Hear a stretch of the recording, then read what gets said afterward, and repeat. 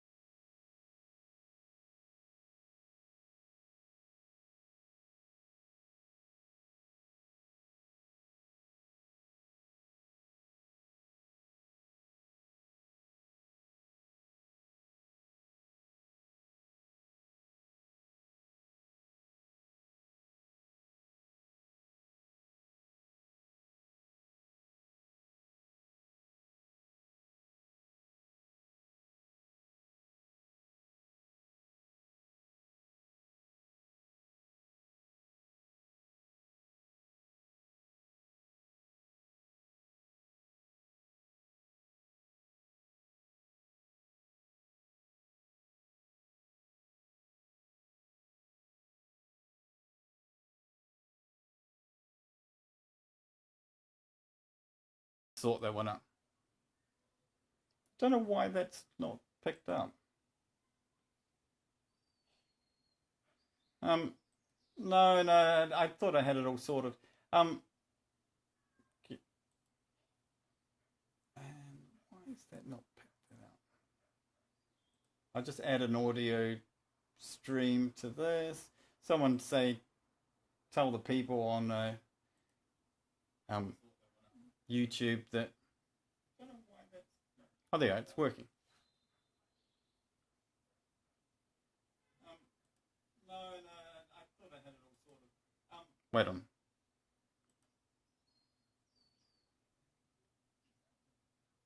Well, that's me talking. They can hear me on my channel, but not you guys.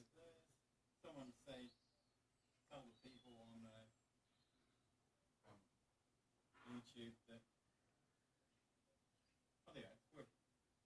working.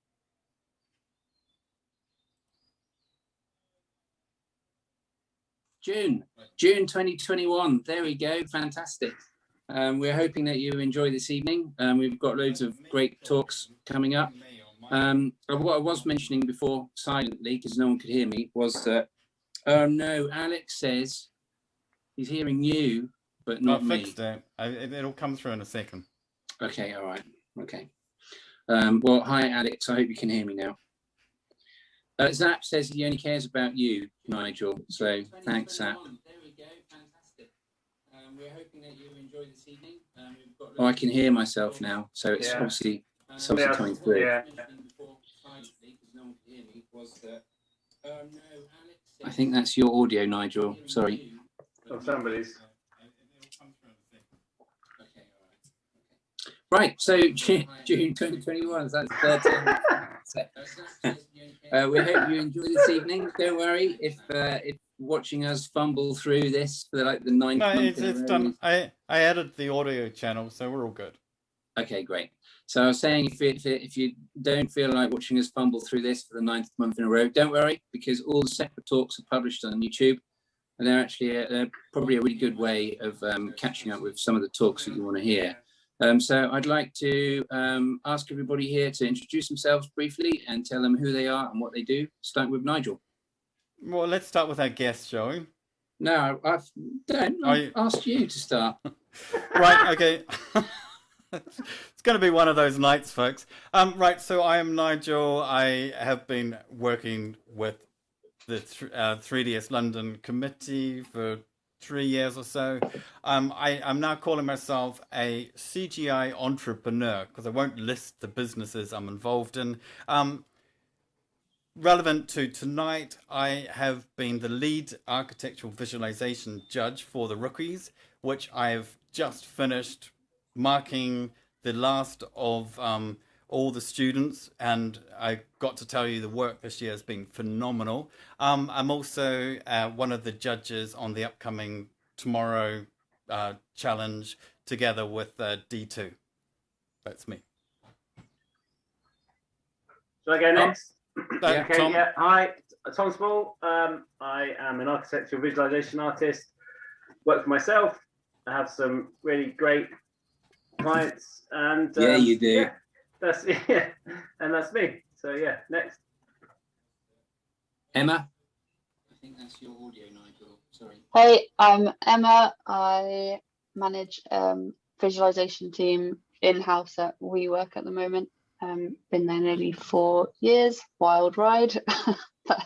That's me. I'll hand over to someone else. So now to our guests. Hi, Stephen. Hello.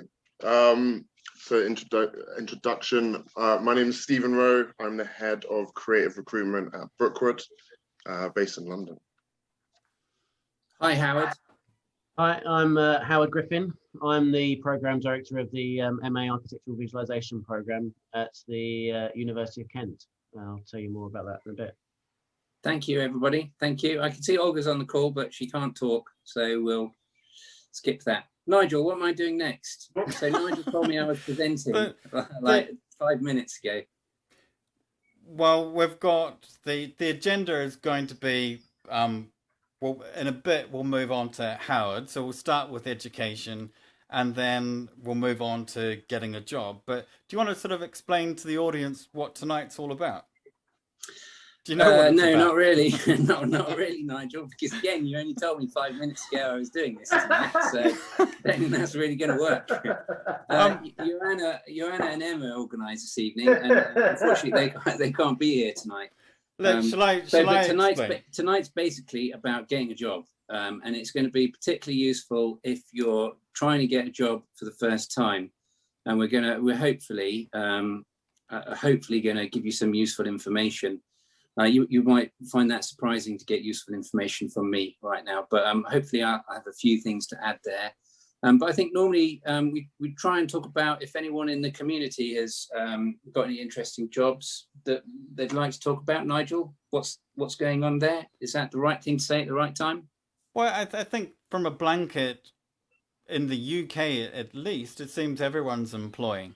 And it seems a very, very healthy market, which is surprising given what's been going on, but that's great. I think across Europe I'm seeing the same thing.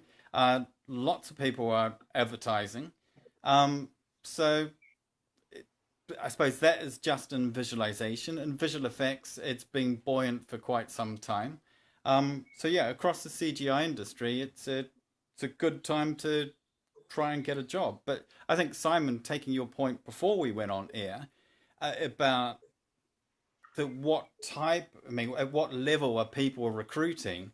I think tonight, as you sort of rightly said, we're looking at students and people, first timers coming onto the market. Because if you've been in the industry for some time, you've got the connections and you are networking and picking up work. But yeah, in terms of if we were to list off who's employing, then I couldn't do that. I guess what we should say, partly because not just our guests, but also just the organisers that are on this call tonight. This is pretty much ArchViz tonight, isn't it? Yeah, that's what we'll focus on tonight in terms of employment. Okay, good. Well, I have a lot of experience of not getting ArchViz jobs, so I'll be very happy to share those a bit later on. But also managed to get a few, so I hopefully have something useful to say there. Great, Nigel, what's next? Well, I think we can, before jumping into our first presentation, why don't we have a bit of a discussion, just following on from what you've said, of some of us have been in the industry for many years. Should we just talk about, some war stories, maybe share, Simon, what was your best job, or what was your best or worst job interview that you'd like to share with us? So I've had 3 brilliant jobs which I care about a lot, and those 3 interviews, those were super important to me, and I went into each one of those feeling great, and it was my job to lose. and I didn't. I got all three of them, and I can go through. I think the first job I got was in ArchViz, was about 16, 17 years ago now, and I came back from a holiday, like a year's holiday in Australia. My wife was pregnant, and I needed a job pretty quickly, and I didn't really know much about ArchViz. I'd done a few bits and pieces for my dad, who worked for a company called Chapman Taylor, but it wasn't really, it didn't really grab me. But I thought, well, I could get on this. And I had a couple of job interviews with some auction houses in London, which is a completely different job, but is what I'd been doing in Australia. And a friend of mine, an architect, said, well, why don't you, you've got a skill that people are crying out for in ArchViz. Why don't you do that? And he very kindly wangled me an interview at the firm he worked at. So I went along to this interview, not really knowing what to expect. And I wasn't really able to show them any architectural visualization work at all.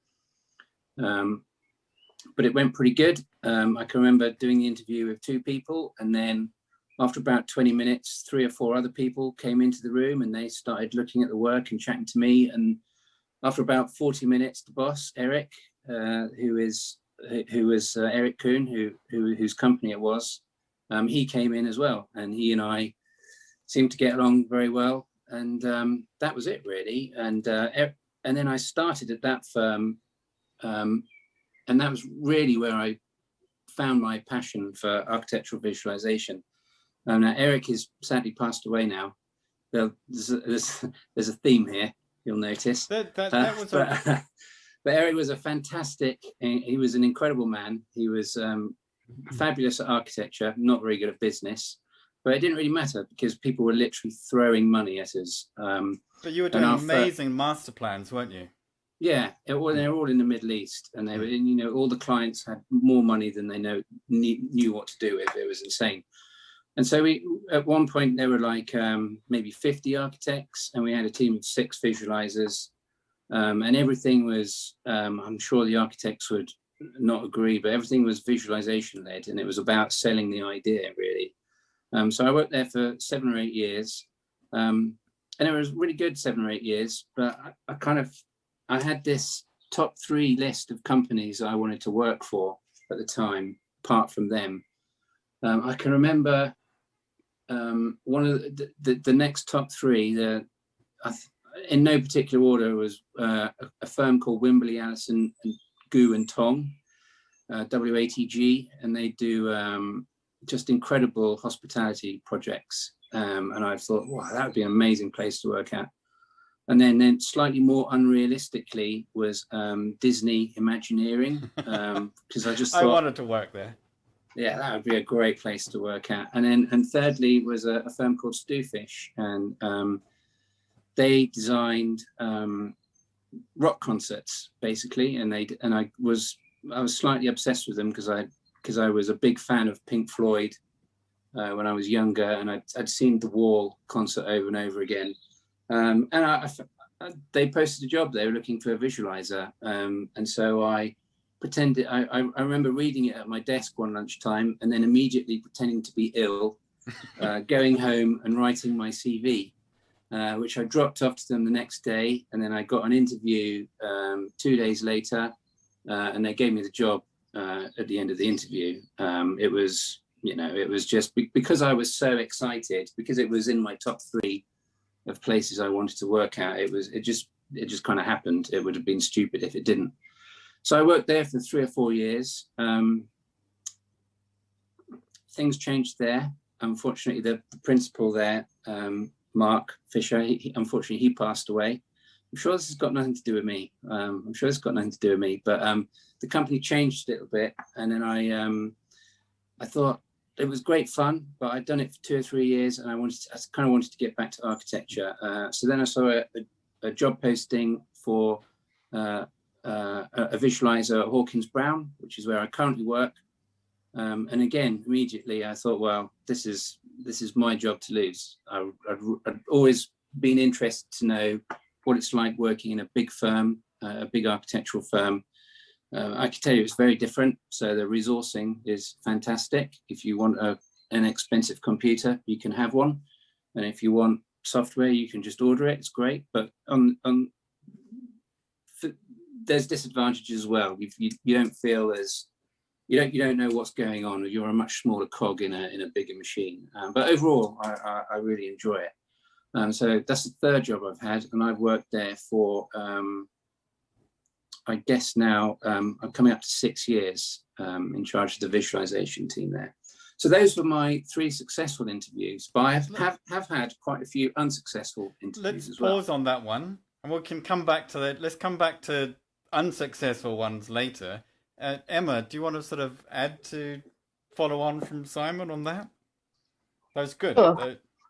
Mine's probably a little bit different, I guess. I studied architecture and didn't have a clue what I wanted to do after. I remember sitting in a 3-hour lecture about building foundations and thinking like, I'm not sure if this is for me anymore.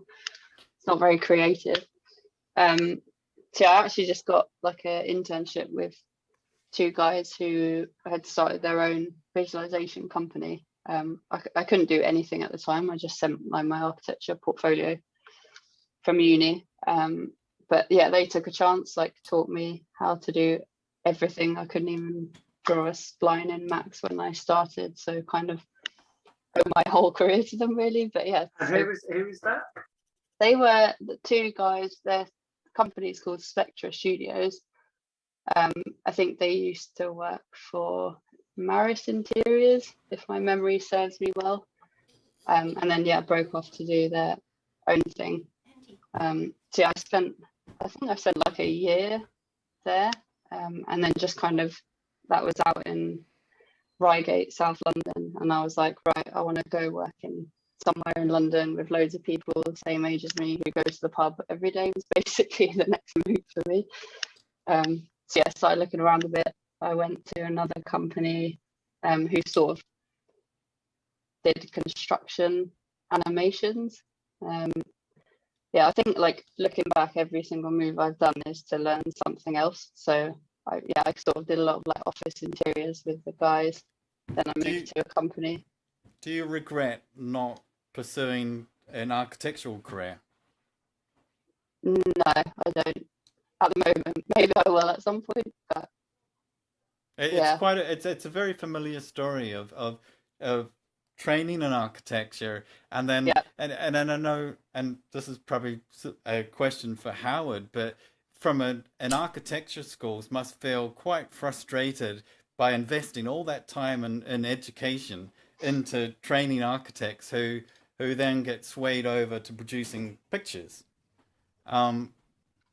Yeah, I don't know really, because I think one of the things about an architecture degree is you kind of have to be a jack of all trades and master of none of them. So you have to know a little bit about lots of different things. And I think that's why architecture students, if they choose, they don't want to go on, if they want to become an architect, they will become an architect. But you have to really want to become an architect, because it's a long time before you even start getting any money towards paying back your student loans and things like that. But if you do want to become an architect, you will. But if you don't want to, then you're equally as employable in so many different industries, and not just architecturally associated, but essentially you're a problem solver. So you can be employed in lots of different scenarios, really.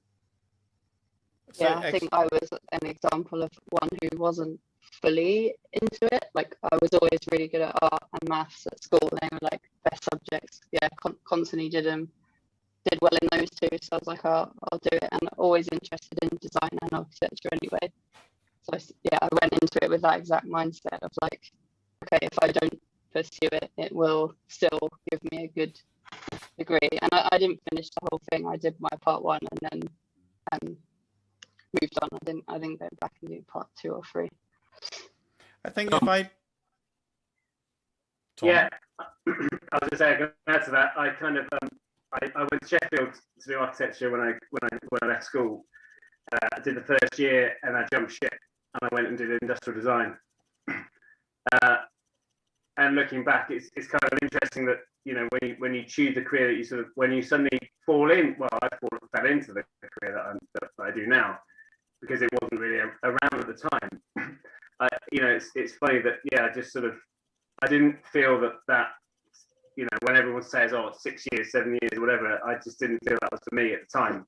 So, you know, and then leaving the industrial design thing, you gain different skills, but they all then sort of fall into this, you know, our industry now is quite interesting because it wasn't around really when I left university, and now it is such a thing. And I wonder whether I would have chosen it like as my go-to when I left school, you know, back then, if it was an option. Yeah, same here. I didn't know it existed, to be honest. Like I Yeah. studied architecture. We did a module like using 3D Max, and I was like, oh, this is fun. I can still be involved in architecture, but I get to like be creative and do some fun stuff on a computer. Yeah, I thought when I was in that first year, I thought everything was by hand. We drew everything by hand, and CAD was like a course. You know, you'll be using this by the end, sort of thing. Yeah. And not even 3D stuff, although it was probably a massive thing and people were doing it. It's quite interesting, Tom, because I think that's one of the nuances about what we're talking about, because your career path and my career path and everyone here is different to people who are watching this and interested in getting a job at the moment, because the technology and the industry has changed massively. It's huge. So whereas like 10, 15 years ago, architects just didn't have the time to do any visualization, you know, to make it look good, you needed to spend a lot of time on it. But that's slightly different these days. So I'm not sure, maybe we can talk about it in detail a bit later on. But yeah, certainly an interesting nuance there to mention is that since you and I definitely started this, remembering I don't have any architectural, formal architectural education at all, things are definitely slightly different. I find it fascinating. I think we should get Howard and Stephen to chat about their subjects. I think that would be a useful thing to do right now. And then we can riff off of what they mention. I think that would be a good way of doing it. Nigel? Oh, I can't hear you, Nigel. Oh, that's wonderful. Yeah. I turned my audio off. Oh, no, there we go. Yeah. You can hear me now. Howard, do you want to share your screen and let's jump into your presentation? Let me just start that.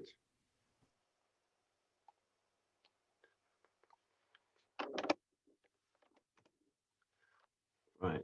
Hopefully this will work.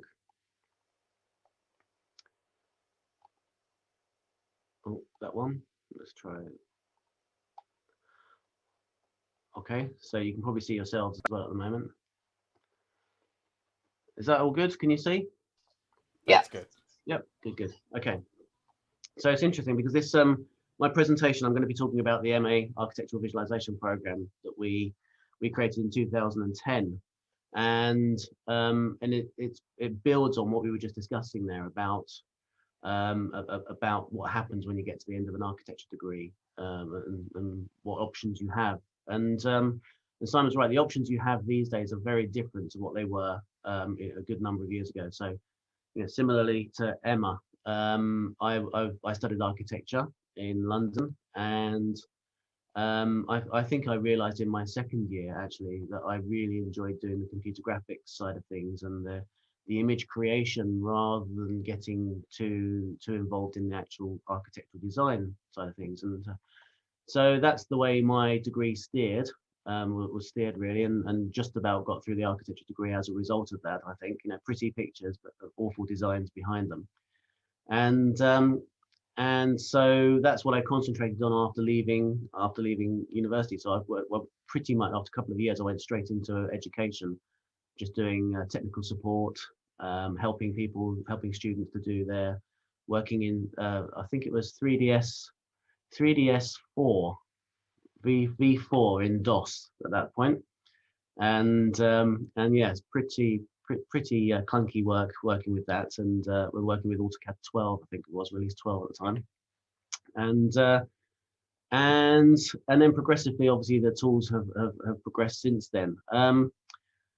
but what I've been conscious of since I've been in education is that having that opportunity and that avenue when you get to the end of a degree, any degree, but particularly an architectural degree, is that having options and knowing what those options are and what you can go into. And I think I certainly felt at 18, 19, 20, 21 years old, you feel that you've just spent 3 years studying something. You think, what a waste of time that will be if I don't go and continue with that career. And what you don't really, I think at that age, what you don't realize is that actually 3 years is just but a small part of your eventual life, well, hopefully, of your eventual life. And moving into careers or moving into other disciplines is the right thing to do if you're not happy in what you're doing.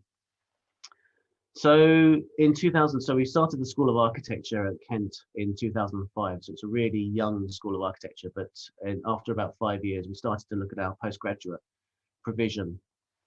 And I think I should be upfront. I should declare that the person who taught Emma 3D Studio Max right at the beginning, apart from spline curves, was me, and a University of Kent alumnus. So one of the things that we pride ourselves on is allow the students to go off into whichever direction they want to go into. And I think I'm not sure if this is accurate or not, but there's a statistic I heard the other day that 8% of those students who start an architecture degree become a qualified architect. So that's a lot of students who then go on, may work in architecture. They may be a part 2 architecture student or architectural assistant and things like that, but it's quite a small number that actually go on to become fully qualified part 3 architects. So, but there's also a lot of other students that go off into other things. And so I wanted to create a postgraduate master's program that will allow students to then really focus on what they want to do. And that was the visualization of the spaces that they were imagining up to that point, and visualizing and really sort of like being able to portray those really well. So I've got some boring slides here. This gives you a flavor of what the course is like. So it's quite a varied course. It's not one of the things we've been careful to maintain is it is a postgraduate academic course. It's not just a purely 3D Studio Max training course, a nuts and bolts skills course. There's an academic element to it as well. So one of the first modules that you undertake on the course is one about film and architecture, and it's a module which is all about studying how architecture is portrayed in various genres of film, whether it's sci-fi or horror, film noir, and so on. But you're also understanding the context of the work that you're creating or will be creating, the context that's placed within the film industry. We also work on another module called digital architecture, which is that is the nuts and bolts module. That's where we're creating portfolios of static images using 3ds, using V-Ray, Corona, and various other plugins like Forest Pack and Sinai, of course, and so on. So we've got that's really kind of like the skills module, if you like, and you can see it runs throughout the sort of the autumn and the spring terms. We've also got another module which also runs throughout the year called Virtual Cities, and that's where we work with augmented reality and virtual reality. So in the autumn term, we're looking at augmented reality. So we look at how we can actually augment buildings through projection mapping. Students are involved with live light festivals where they project their work onto buildings, twisting them, turning them into things that aren't there ordinarily. And then in the spring term, we flip that round to look at virtual reality, working with Unreal Engine and Oculus, working with creating virtual environments. And a lot of the time we're directing that towards projects of the past. So one of the things we're quite keen to on the course to do is to highlight to students that the skills they're learning about the skills they're learning to produce architecture which doesn't yet exist. Those skills can also be used for visualizing architecture that used to exist. So looking at digital heritage projects and those sort of things. And in fact, one of the projects we worked on quite recently was working with English Heritage on a project called St Augustine's Abbey in Canterbury. Emma will know that place, and we recreated a virtual experience that visitors can go to the museum, put the headset on, understand the scale and the magnificence of what this this now ruined abbey is like before they go and have a look at the foundations on the site. More recently, we've introduced the module, the architectural photography, and I'll talk a little bit more about that later, because when we're talking about what employers like to see in portfolios, but this has become a fundamental module in the course.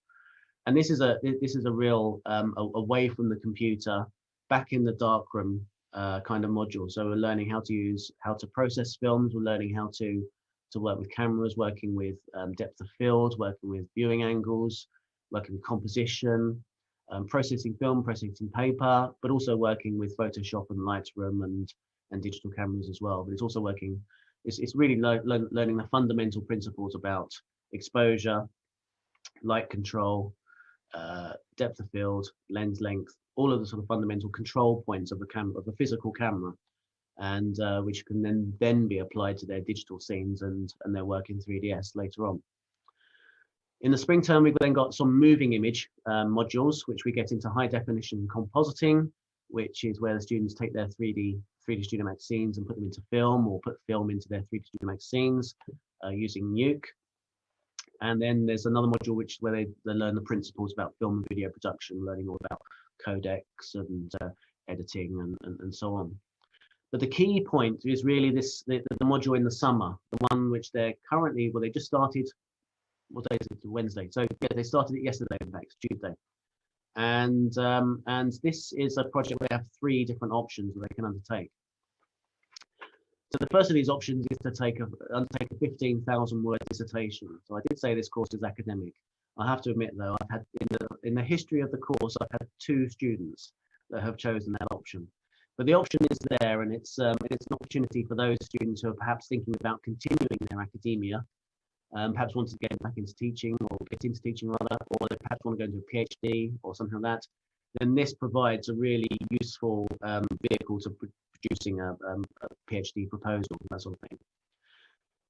In addition to that, we have a shorter dissertation option which they can do, but alongside that, the students have to produce an associated artifact, a body of work such as a film or folio of work and so on. And then option C, which is the option which most students undertake, is more emphasis placed on the body of work and less on the writing and the written component. So students produce a much larger body of work, much larger portfolio. It might be a marketing package, or it might be a short film, or a projection mapping piece, or an exhibition of photographic work. And that project is developed in consultation with me, where we look at the skills of the student and what they want to, perhaps which career they want to pursue afterwards.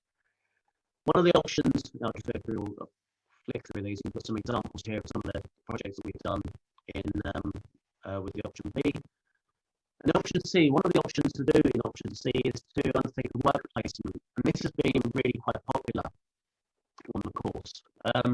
So students, we have a visualization company which usually come into Kent. Obviously, this last couple of years it's been virtual, but we have companies interacting with our students. First of all, pitching to the students what the company is about, the size of the office, the kind of projects they're working on, the type of student that they're looking for, what kind of character they need to be,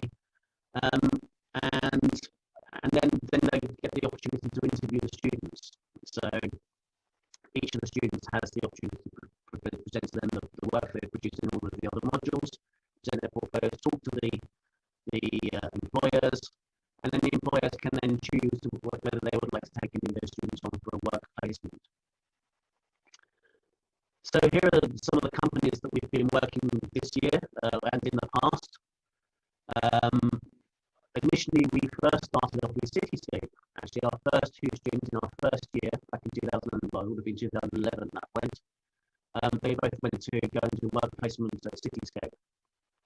And since then, we've had close relationships with Miller Hare and APR London, and then more recently with Square Glass Canvas, and then more recently with Hayes Davidson and Boundary, Patrick BMI.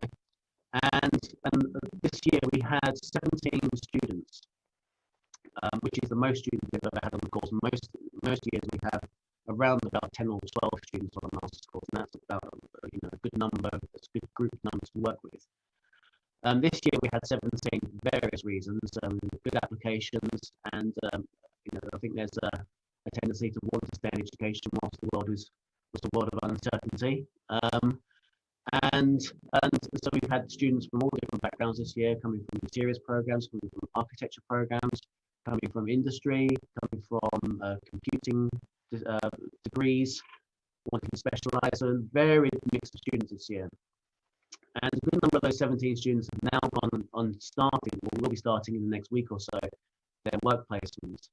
Now, those work placements, as you can see, run all the way through to the end of August. And those students who have chosen not to do work placements and are doing dissertations or project films instead will be working back at the university or in their accommodation, working on their major projects and honing their skills. So during that process, I liaise with the companies, I liaise with the students, so I regularly keep in touch with the students and see how their work placements are going, keep in touch with employers to see how the students are doing. And then about halfway through the summer, I will then visit the company and have an interim review about how the work is progressing, how they're fitting into the studio, how they're adapting to the working environment. And then come the end of August, the work is submitted, the portfolio of work is submitted, and the following week, then that work is reviewed in situ. So it's actually in the offices that I visit the students, and they get an opportunity to pitch themselves, and I get an opportunity to get insight from the company as to how well the student has done. So if anyone's interested in, or in particular, if there are students who are interested in the course, the best thing to do is go to the website, which is kent.ac.uk, and just go to look for the School of Architecture, or just do a search on the courses for architectural visualization. I believe, so certainly when we created it, it was the only master's program in architectural visualization, and I believe it still is the only master's program in architectural visualization. So whilst there's a number of visualization programs out there which are short-term credit, short-term study, 6-month study or 6-week study programs, or there are other undergraduate programs, BA programs and things like that, which are much more generalistic visualization programs, VFX programs, that sort of thing. As I said, I believe this is the only master's program to specialize in architectural visualization, not just in this country, but in the world. And so if that's not the case, please do let me know, and I'll reappraise that. But the best thing to do is, if you are interested as a student to go and study this, is to have a look at the website, go to the Architectural Visualization MA, or equally, if you are an employer and interested in perhaps interacting with the students and taking on some of our students for placements, then by all means just use the website and use my contact details to be in touch. And that's it. I hope that gives an insight to the program. Cool. That's good. Thanks, Howard. Let's see if anyone's got questions from the audience. No, does anyone else here? Tom, do you have any questions? No, just thank you very much for the talk. I think it was really insightful, and I actually learned a lot from it. Yeah, and yeah, it's good to know that there's an MA. Well, there's obviously several of them, but yeah, your MA it caters for architectural visualization, and they come out at the end with all that knowledge. It's brilliant. Yeah, so the course was created as specifically positioned for people like Emma, for example. I think it came a bit too late for Emma, unfortunately, and a couple of years, I think. yeah, but it was created for that particular student, that type of student that gets to the end of the degree and thinks, I really don't want to be an architect anymore, but how do I get into this field, or how do I do that? And quite often I think the master's program is a good way of doing that, because of course if you've already done a degree, you don't want to do another degree in another discipline, because that's another 3 years, and actually you won't get funding for that, and so on. So a master's degree is a good option to go and do that. And in addition to that, it is an academic course, so it's not just about how you do things. It's not about just the nuts and bolts skills and that sort of thing. It's also the context. It's looking at you know, as we were talking about earlier about the architectural photography aspect, learning those skills, not just the skills, but learning about from the masters of architectural photography, and looking at how film directors depict architecture and how that has a bearing on the way we depict architecture in visualization. So you're learning the context, the wider picture as well. So you're learning about the why we're creating or doing things or doing these kind of, you know, different texturing effects and things like that. Just not just how to do them, as it were. I'd quite like it if I'd quite like it if the architects at Hawkins Brown just held the camera still as they were taking photographs. That would be a big help. It's a bonus, yeah. isn't it? Yeah. Or took a proper camera to site, maybe. We've got a couple of questions. Christy has asked, I graduated with a bachelor's in 2007 with a media, art and animation degree. Do you need to have a background in architecture to take your course? No, so we've had students from all different backgrounds. I think it's fair to say the majority of our students come from an architectural background, and of course, they're a lot. You know, some of the students are fed from our school, but I think that's less so these days. But we've, as I said earlier, we've had students from computing courses, from media courses, from fine arts even, and actually some students who have perhaps done I think we had one student a few years ago who's now working at Miller Hair, and he didn't do a fine art degree. He did a degree in drawing. It was that specific. It was a degree in drawing, and so had no digital skills at all, and then spent the summer learning how to use Blender, and applied that to the course, and you know, managed to catch up quite quickly, really. So students from all backgrounds, really. Cool. Alex has a question. If people are coming to this or to your course as postgrads, how do they get funding, or how do they fund it? That's not my area, so it'll have to be self-funded then, I'm afraid. Yeah. So if you've already done a postgraduate degree, then you I forget what the term is now, but you're not eligible for funding to undertake a degree of the same level again. You know, I think you can secure funding. It's a nice question from Alex, but he's been doing this for 30 years. So I don't know, Alex. I don't think you should worry about this. I think don't think you need an MA. Is there anything more, Alex, that you need to learn?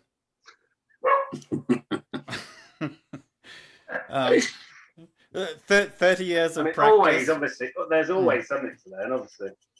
Yeah.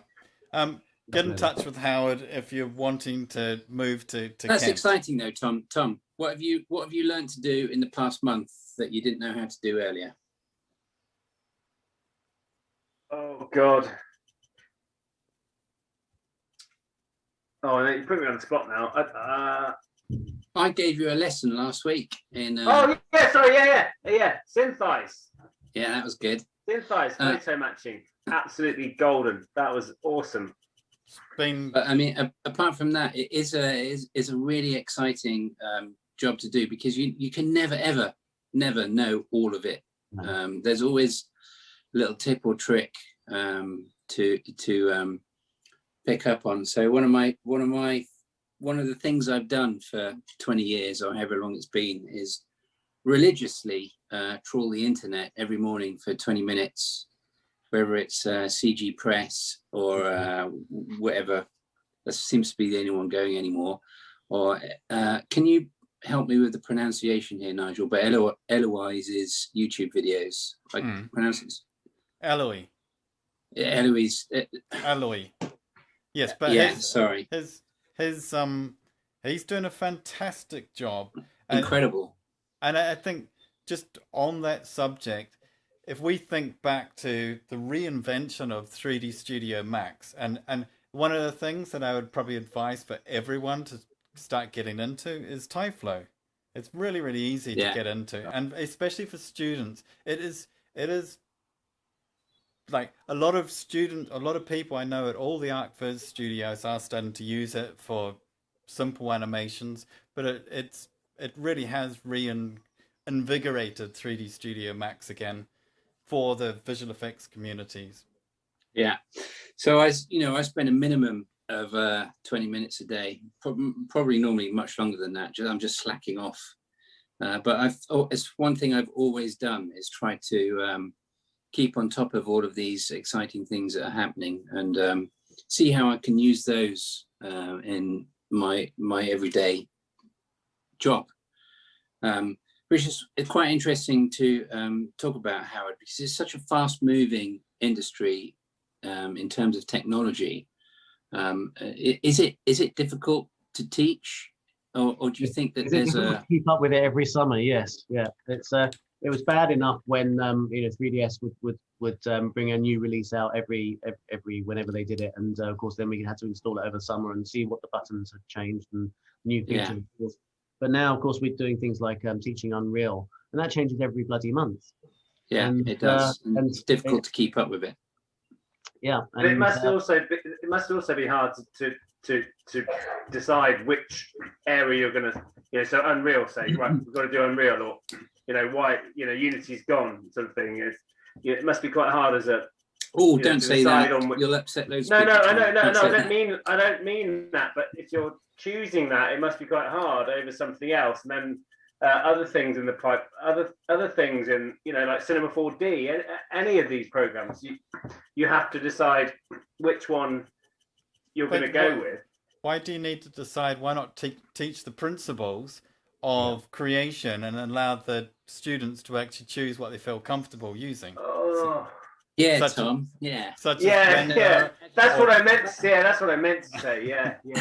As much as I dislike agreeing wholeheartedly with Nigel here, but he's right, because there is some basic principles that are so easy to miss. Yeah.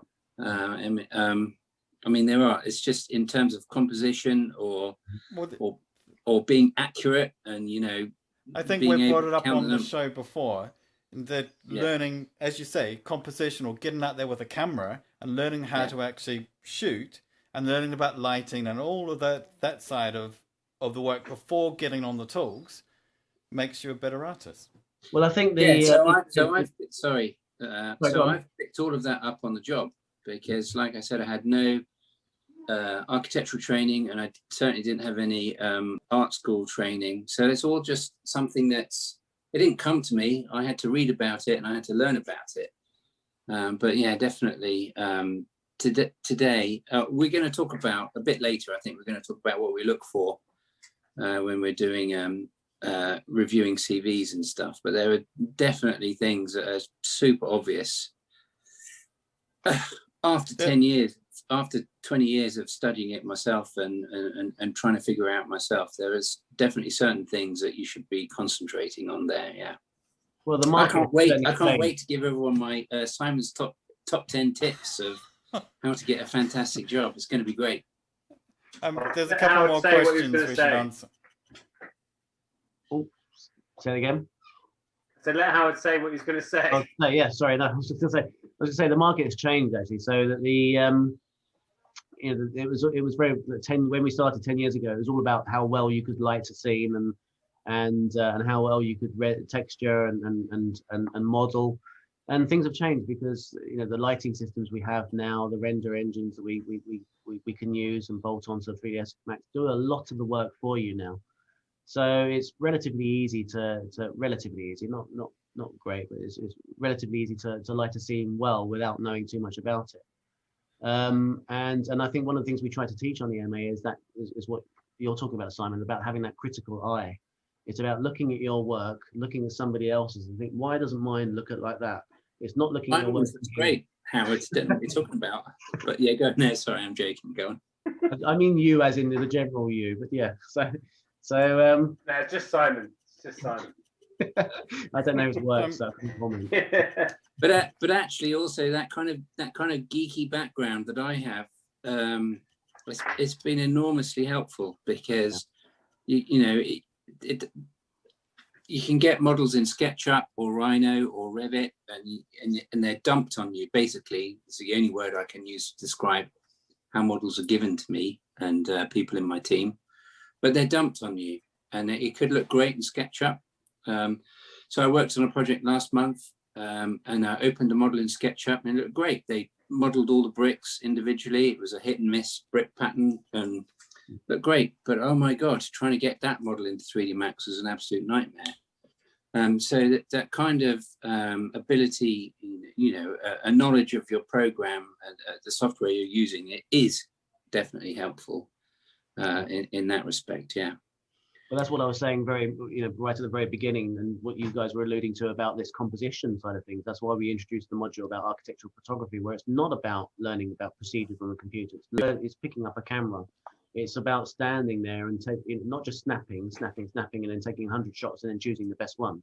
It's taking one shot, but choosing the time and the right position and the right focal point and the right sort of height and that sort of thing to get the shot exactly right with that one shot. And I don't mind admitting that I can pick it up now. It's here. I've got I bought this lovely little Fujifilm camera last year because it was dirt cheap. But until I bought it, I had no interest whatsoever in photography. I had zero interest, and all of the sort of not rules, but all of the things that photographers do. I kind of picked them up. I was doing them already in 3D. Well, most people know them anyway, don't they? They know the rule. Well, I didn't because I was not interested in photography.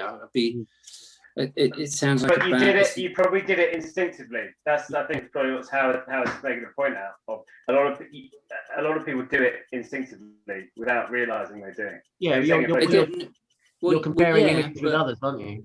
You're looking at other images and thinking that's ordered this way, so I'll order mine the same way. So you're kind of developing on the rule of thirds without realizing there is actually a rule of thirds. Well, I did, so I did know about the rule of thirds, and my 3D Max viewport always has a rule of thirds grid up on there. But it wasn't something that came to me. I had to read about it and learn about it, and it is something that I've worked on over the years to make it happen. But actually, after the fact, picking up the camera after studying, I suppose is the right word, how to do all of that, it has probably been very useful. But I think one of the dangerous things about buying a camera is a big deal for me. It was good. It has changed things, definitely. I think one of the dangerous things about one of the difficult things about architectural photography at the moment is the camera phone, and then everyone has a phone in their pocket now, so it's much easier to walk around with that than it is with DSLR. And I think again with the course, what we do is we take the students back to film, and actually they have to take a roll of film out with a film camera, go and process it. And there's an old thing I remember in Camera Club years and years ago, with this saying where it's like, film is cheap. So it doesn't matter if you waste loads of photographs, as long as you get one good shot out of that film, that's it. But of course, film isn't cheap anymore. SD cards are cheap, and you can fill those up. But I think it's a good thing that film isn't cheap, because then there you are limited to the number of shots you can take, and it does make you stop. And I think that in addition to that, if there's one piece of equipment that I recommend my students to go and get on top of a camera, is a tripod. And because it slows you down, it stops you from just snapping. You have to set it up, and you have to frame it and decide where you're taking the shot from. The one thing that is great about these is that when you are out and you suddenly see something, you can walk past something so easily, and the fact that I've done it so many times, you suddenly stop and go, hold on, you have to walk back 10 paces and then take the shot, and you've got it there. It might not be the best pixels, etc., but you've taken something that you've seen just from walking past, and without carrying a big camera around. I think that is pretty cool. Yeah. I can't take anything away from proper DSLR, proper SLR camera and everything, but I do quite like sometimes just going, oh, hold on, I'm just here now, let's do it.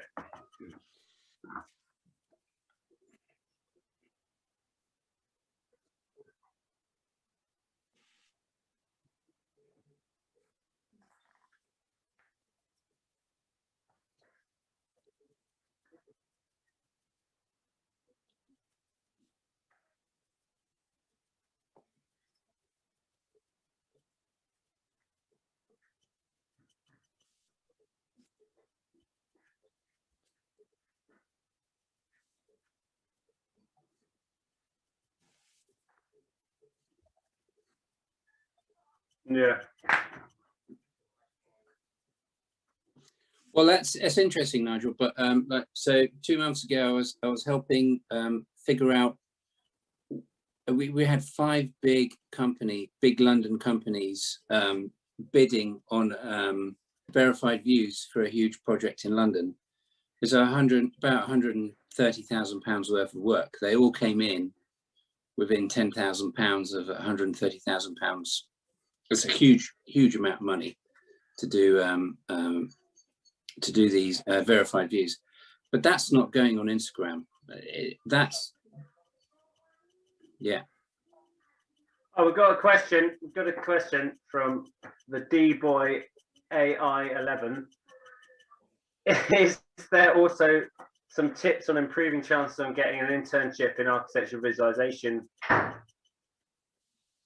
Yeah, I think there is. But you know what? I'd really love to hear Stephen's talk. So I introduce Stephen's talk, and then some people are saying the sound's gone again. Yeah, so good timing.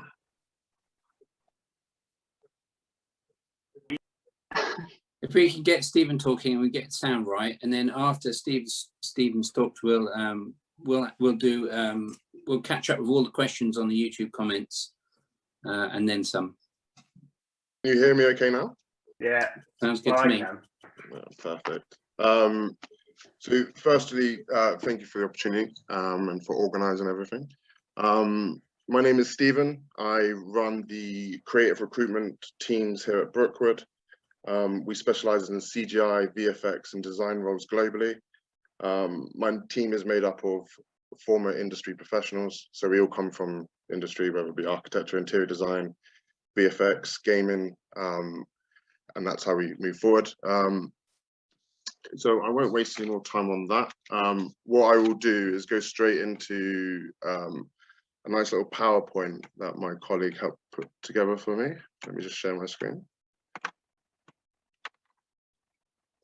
Okay, I say nice, I meant basic, but it'll do.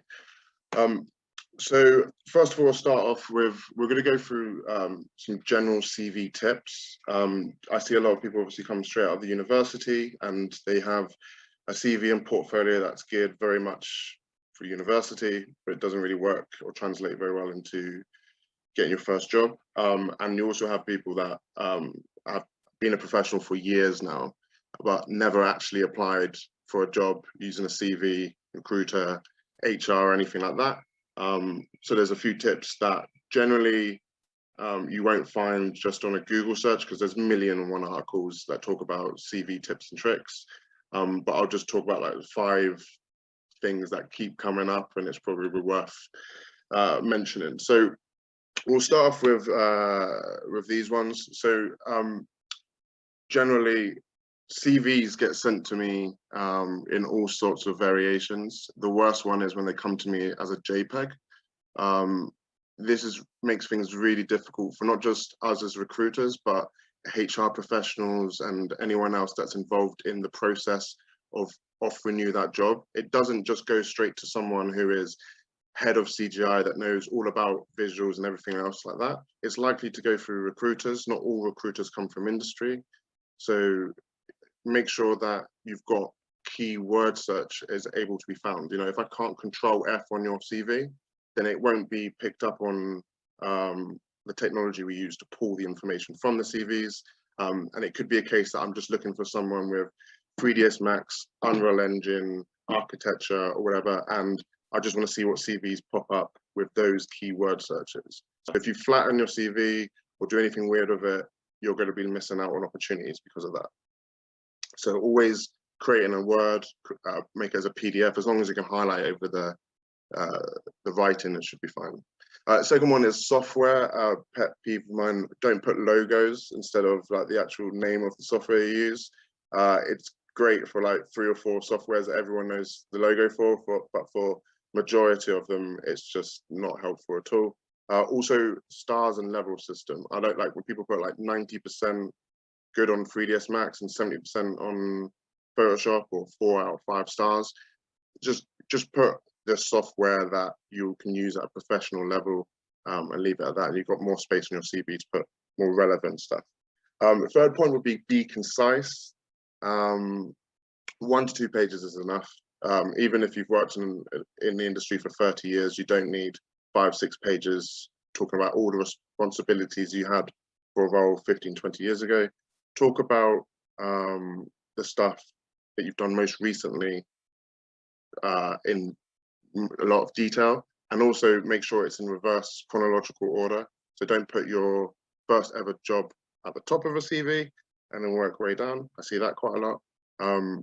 Your most recent role with the most talking about your responsibilities and what you do in detail, making sure you use keywords. So if you're project managing, if you are leading a team, if you're working from concept through to delivery, if you can read architectural plans and stuff, put it in the CV. But miss out things like don't include references on your CV. Don't put a photo of yourself or a date of birth. References is because we don't want people just harassing your references. A photo and date of birth is because people not judge you. What's the word for it? But essentially, like, you don't want anyone to have any reason to judge you other than your work. So keep the photo off, keep the date of birth, doesn't matter how old you are, and keep the references off there. And make sure that the hierarchy information is there. So you have, like, you know, your softwares, your expert skill sets clear and at the top of your CV. So the first thing that the HR person or recruiter or even the hiring manager is going to see is the most important information, and then it works its way down there. So at the bottom, you've got, you know, your interest in cycling or whatever else. And the top stuff is your top experience, your top software, and your top skill sets.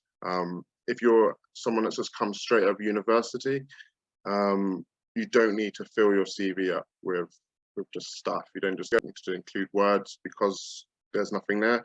Leave it blank. Realistically, your skills in terms of your portfolio and how you work now be more interesting. So just put a little bit more effort into that, and go out of your way to do personal work. So that's, I imagine I'll just take questions at the end of it. Portfolios would be the next part. So couple of things: don't send a Google Drive or WeTransfer. It means that I then have to download it onto my system and then etc. It's super long, and if you could imagine that it's going to go through 3 or 4 people before it ever gets to someone that's super interested. Your best bet is just to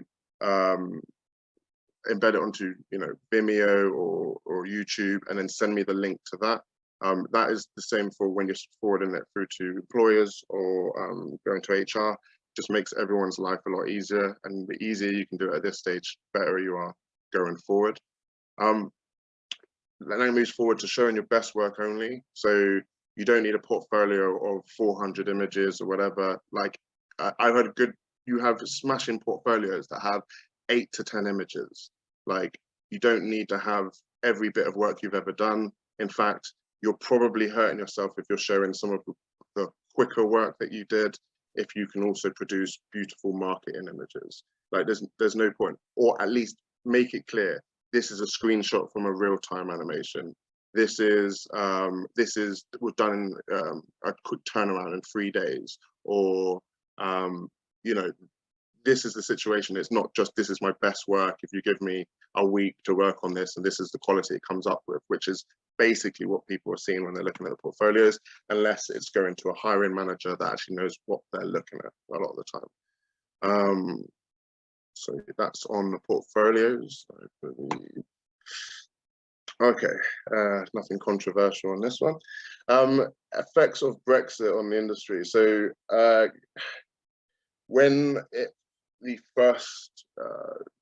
was first announced that we were leaving the European Union, we saw an instant drop off of 40% applications from Europe to apply for jobs in the UK.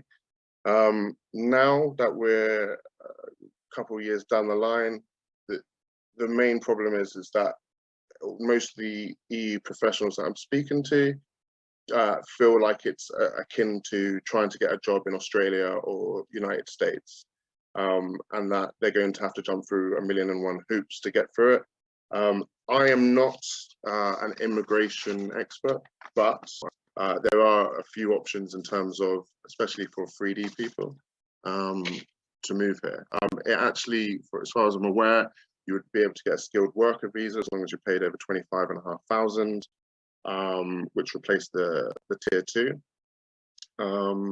There's a few bits and pieces that you need to do for that, and the company itself needs to register itself.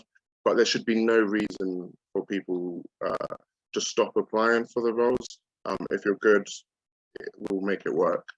And that's the same for the UK artists heading to Europe as well. Like, just apply, we can make it work. It's not the end of the world. We can get you over to the job or over here. Yeah, and so that's just talking about the shortage occupational list. 3D artists, graphic designers, real-time artists, VFX people, they all come under the shortage occupational list. So there's a code for each one of them. And so if you happen to apply from Europe, just make sure you've got that code from the person offering that job, and it should be quite quick. I think it takes 8 weeks to be approved as a UK employer that can take people from Europe if you're not already. And I'm not sure how long it takes for the visa application, but it's not months, it's weeks.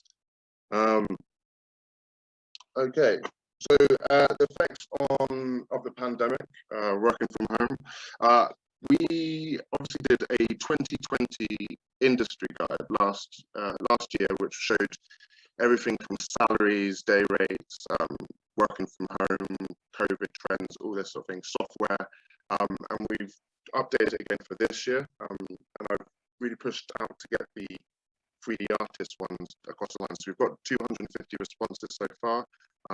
We need it to be around about 500 to 1,000 to be really accurate, especially because now we're global.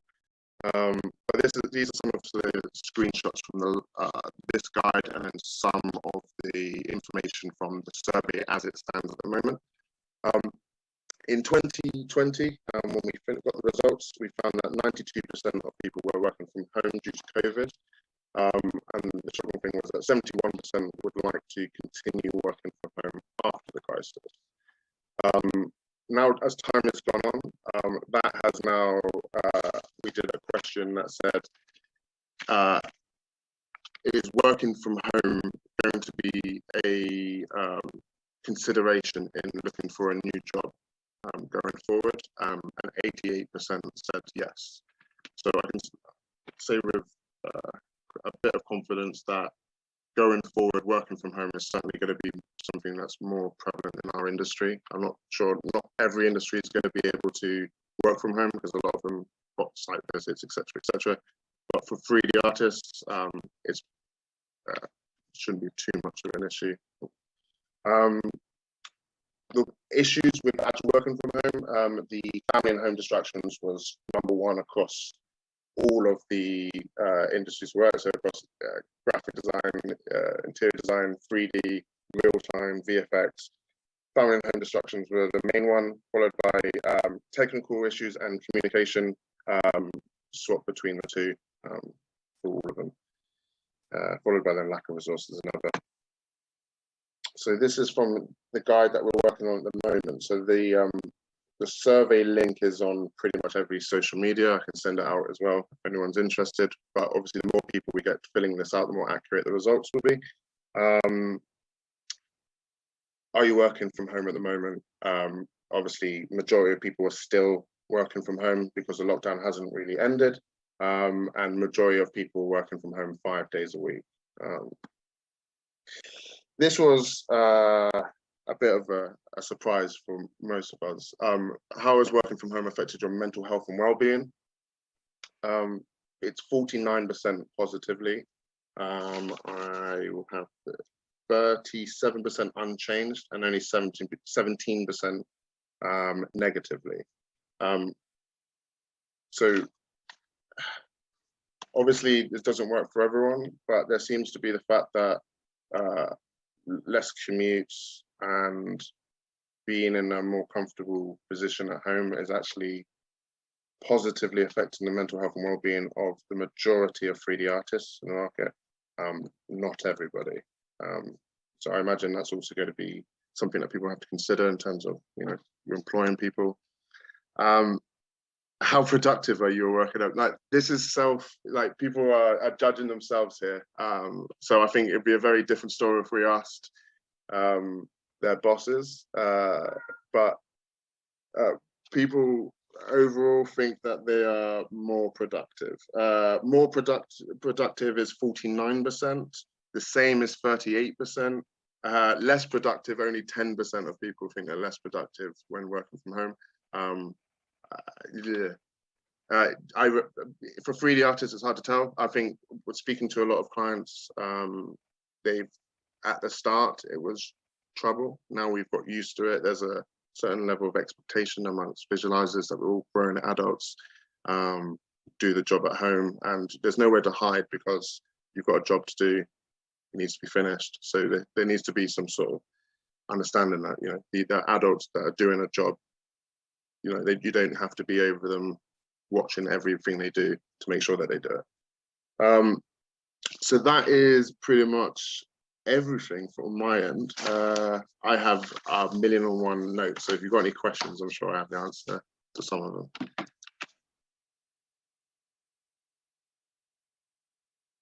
I do. Go on. I just, the stats are really fascinating, and I think it's really, really interesting. But it's so funny how everything's changing so quickly as well. Personally, I mean, I work from home, you know, I have done for years now. So it's kind of weird because I've seen everybody have to take it on, and I personally go through peaks and troughs of working from home. I think it's just the natural thing.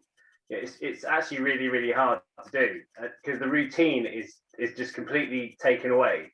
And so it's quite funny how, you know, when people are saying they're more productive, I just think sometimes they might be more productive, but they're never getting away from their computer as well.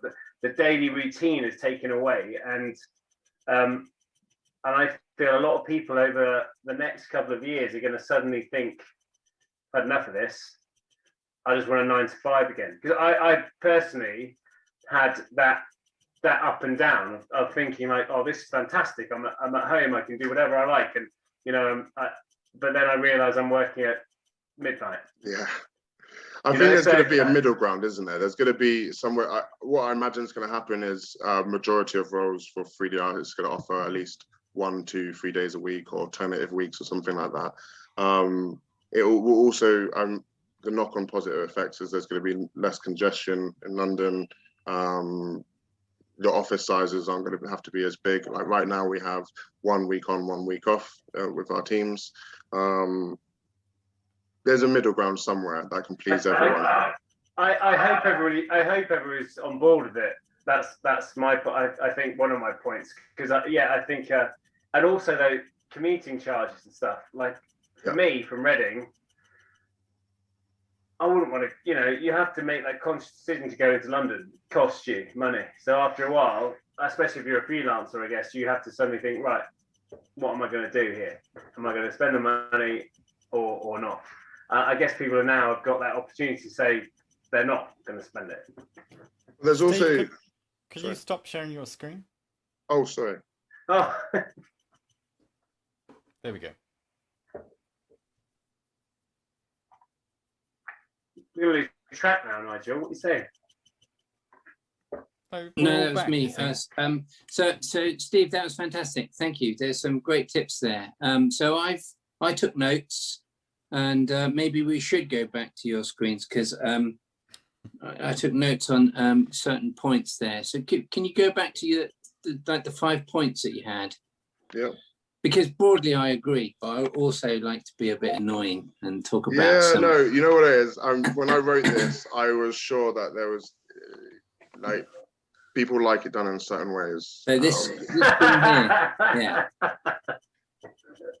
Simons. Do you like logos on your? I love a logo.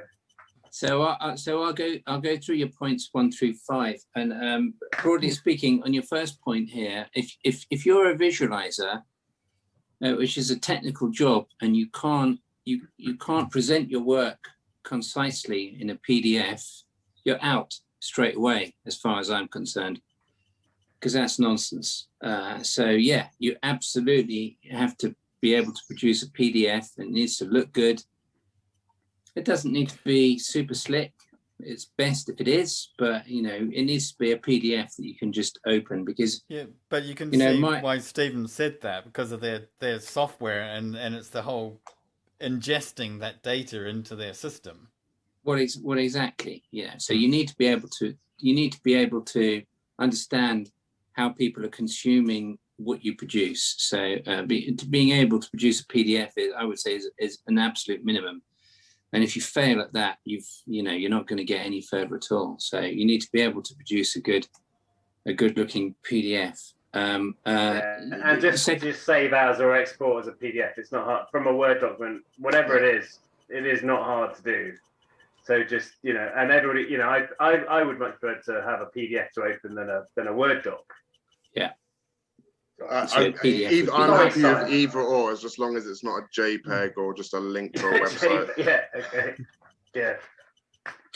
And then your second point, you've got don't put logos.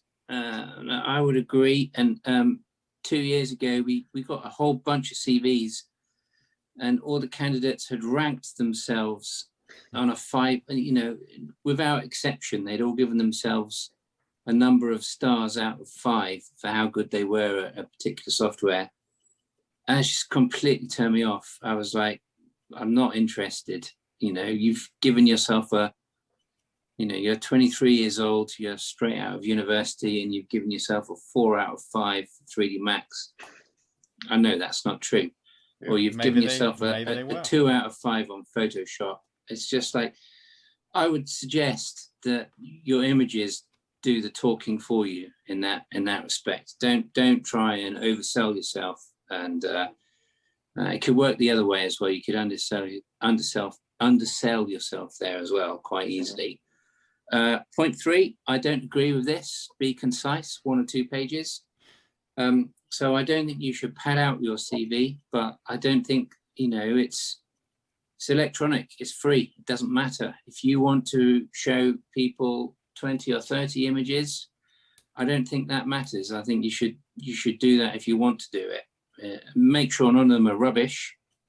But if you've the difference between being able to show 10 great images and 30 great images counts for something, in my opinion. It shows that you've worked on a lot of projects, and you've been able to make more projects look good than someone who is unable to show you that. So I'm not sure about that being concise thing. I think you should. Should definitely show work that you're proud of.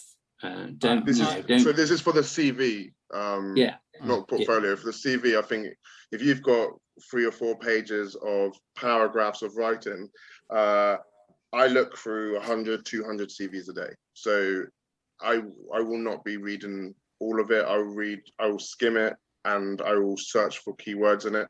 It's in your best interest to keep it short and concise. Otherwise, I won't get to the end.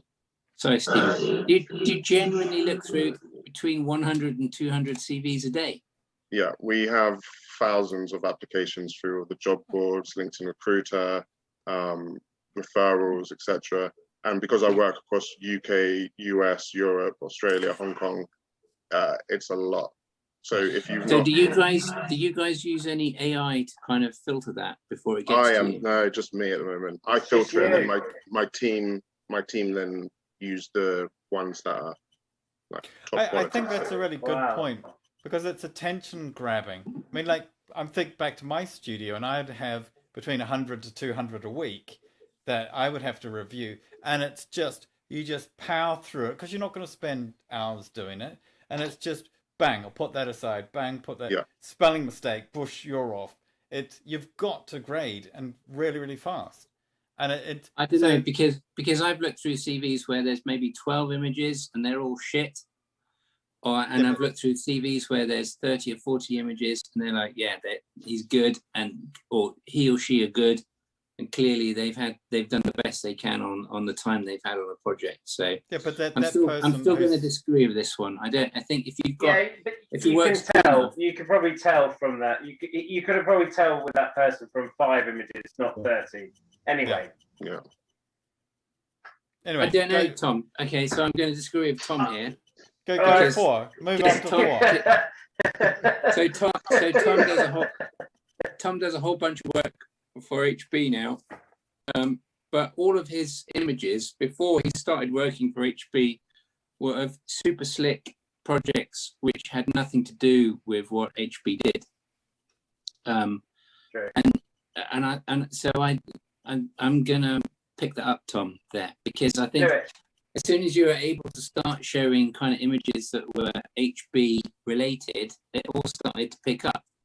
And whether or not Tom has enjoyed it or not, he has had a great deal of work from HB over the past however many months it is. Tom, he's been fantastic. We're very lucky to have him working for us. See, But I think you got me. you can't always rely on your top 5 images, because architects are fussy. And if your top 5 images are super slick towers in Dubai or Singapore or Hong Kong, it doesn't necessarily show that you can do the work that they're, it's a project in North London. So You've molded me. You guys have molded me to what you wanted quite a bit. I think it's quite possibly. It's fine. Yeah. But I'm still going to say that you shouldn't. I don't think you should constrain yourself to only showing 12 images. I think if you've got 20 images and you're in yourself, you're confident that those are great, you should definitely put them down, because can it I doesn't interrupt? cost anything. It's just a PDF. You're not wasting paper. What I say to counter that is I get a lot of portfolios that is like everything they've ever worked on is in the portfolio. So they've got stuff from their university and it goes all the way through time until the most recent stuff. And the worst one is if they do it in reverse order. So I get the oldest work first, and then I scroll down, I'm like, this is getting better. And then it's like, okay, it's 2021 at the end, right? So put your new work first if you have to work. That's a good tip. I don't mind sharing my last job PDF that I got a job with, so I might do that later. Are we talking about, that Stephen's talking about a graduate going out to get a job. This isn't about. No, I think it still works. Even if you've been working in the industry for 10, 15, 20 years, it still, I think, should be showing your best work first. And realistically, you don't need to be showing stuff that's, at the beginning of your career. But I'd argue that people working with 15 years experience would probably do that. I didn't, Tom. If I share my I promise I wouldn't mention it if I hadn't seen it over and over again. but are we talking about two different things here? Because Stephen has to filter through tons of CVs coming into him. But Stephen, what do you then send out to like companies? Is it a more portfolio, or like what Simon's asking for? So if someone applies through a recruiter, we have a conversation with them, find out what they're looking for, salary, notice period, their expertise, etc. Why are they looking to move the job anyway? And basically put that all into a summary for the client to read through. Now, also the reason you even employ a recruiter is because we have someone that you need with a specific skill set that's difficult to find yourself, or you're sick of going through the hundreds of CVs yourself and just knowing.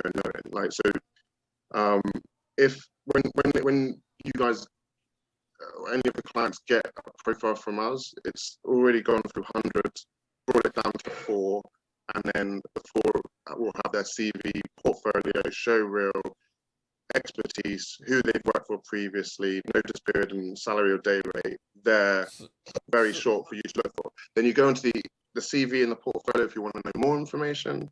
And then when Simon comes to you to say, hey, listen, I'm looking for somebody, and you would then send him a package to look at. Yeah, I'd send him So each one of the candidates we've spoke to, video called, and put their profile together, you'll get 4 of the best, if you like, the top that we've taken off. So you will never like forward in CVs from a job ad. It goes through a process where it just, you cut down, and then just the best of gets sent forward. So by the time it gets to you through a recruiter, as in opposed to going through just a job board or wherever else, is that the first interview's been done, the checks have been done, the right to work's been done, and all the summary and their work and their CV and everything like that is already there, ready to go. So it's just a time-consuming thing, and it's just finding the best of the best. Because the thing is as well, is that if you've got hundreds of candidates applying for the same role, even the top candidates applying for the same way, and they get lost in the fog, if that makes sense. They get lost amongst the crowd. Yeah. So it's just bringing that skills to the forefront. So this makes me cry a little bit, Stephen. And I know we've never collaborated together to find someone in the team here.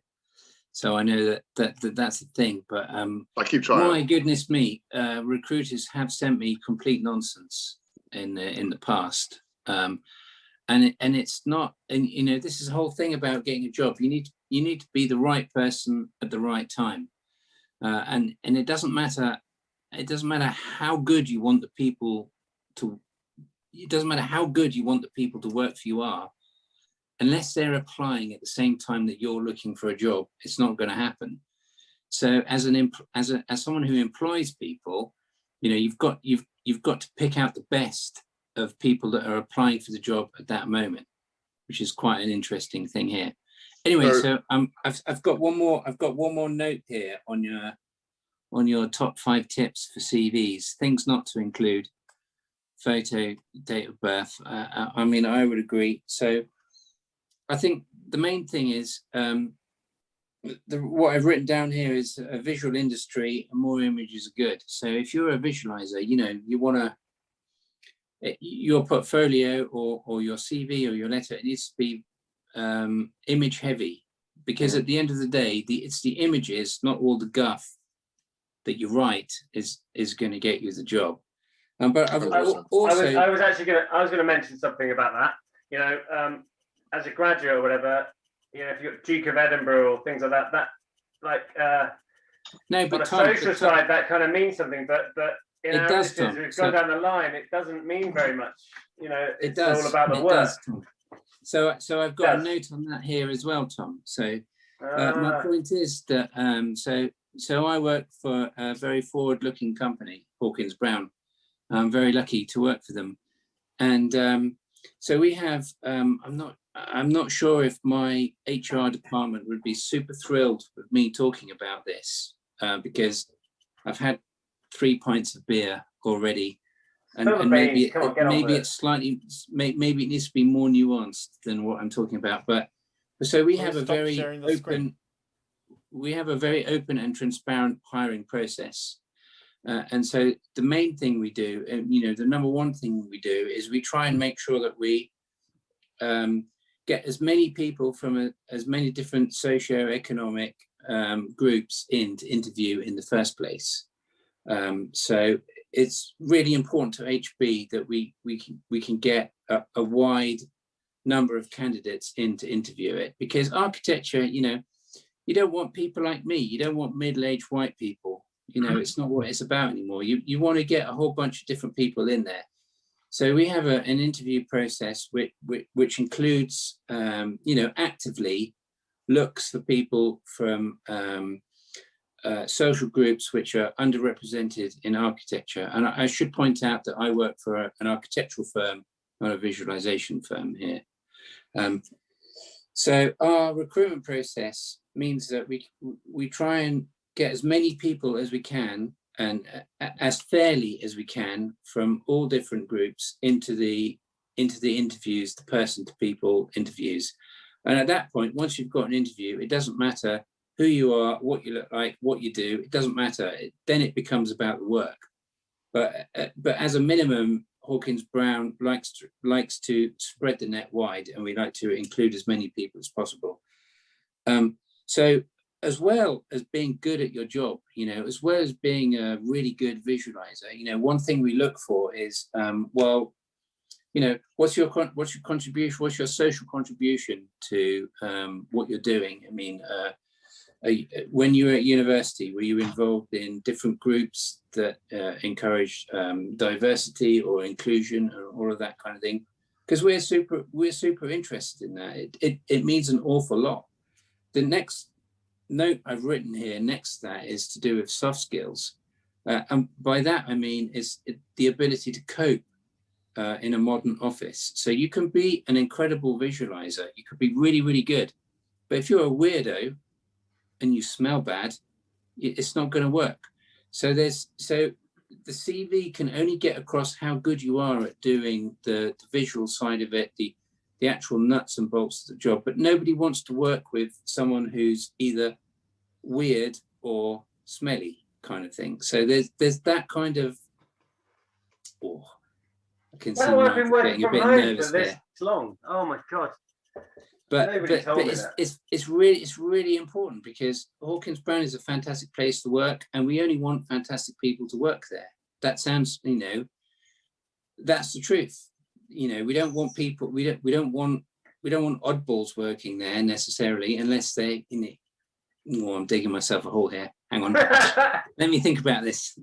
I'm actively searching for oddballs to join my team. So if you're out there with a degree in something, but my point is, you need to be able to fit into the culture of the company that you're applying to. So there is one thing being fantastic at being a visualizer, which we've all sort of agreed on is a kind of a techie job. But 90% of the job is being able to get on with people, work in a team, and collaborate successfully, which is very hard. It's very hard to get that sense of how good you are in a CV. I don't know, Stephen. What do you think about this is the reason that we do the video call before we send them across to you. It takes like longer time to do it. Yeah. But without it, you won't see some of the issues. So if there is any of those things that need to be sort of addressed, like how that person handles themselves in an interview, you can tell from the conversation that we will be having like this. Any sort of odd behaviors, or I mean, I can't smell them through video call, but you should be able to tell a lot about them just through having a chat like this. Even if it's just a 10-15 minute call, it's necessary for me to then say, awesome person, really lively, or is a wallflower, we'll just leave them alone in the corner, they'll get on with the job happy, because that's also useful for you to work out, will it fit inside your culture. Some people are looking for someone that's a bit of a character to come in, some people are looking for someone just to quietly, don't step on your toes, please just get on with the work at hand. So again, that's part of our job as well, to understand your culture or the client's culture, and also the candidate and what's important to them. So based on the last 2 minutes, Stephen's never going to place me anywhere, because I've obviously come across as a massive weirdo. But I kind of hope that's my point. It's like when I said earlier in this evening that I had 3 interviews, and I just knew that they were my interviews. I would have to really screw up to not get those 3 jobs that I got, the ones I cared about.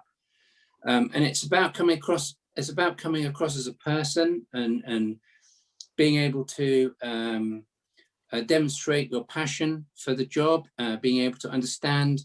You don't work there yet. You don't have to pretend to think that their work is the best in the world, but you need to be able to show them how that you can fit in that company. You need to be able to, show a little bit of passion, a bit of spark about what you want to do there. Definitely, 100%. Well, I think that's why the portfolios shouldn't have 30 images, actually. I think they should have the 10 to 12, 15 images at max, but they should be targeted. Those images should be targeted to the company you're sending them to, so that the company can see that they are a good fit. The kind of models that they've created, the scenes that they've created would fit into their office well. I think if you're creating trying to cover all bases with 30 images, then you appeal to very few people, because it starts to water everything down in many ways. Nigel, so I'm going to try and share my screen. I'm on an iPad, so I don't know how you do this. I'm going to go to share content. I'm going to share my screen.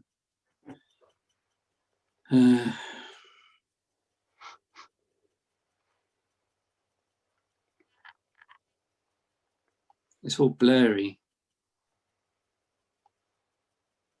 There you go. Hang on.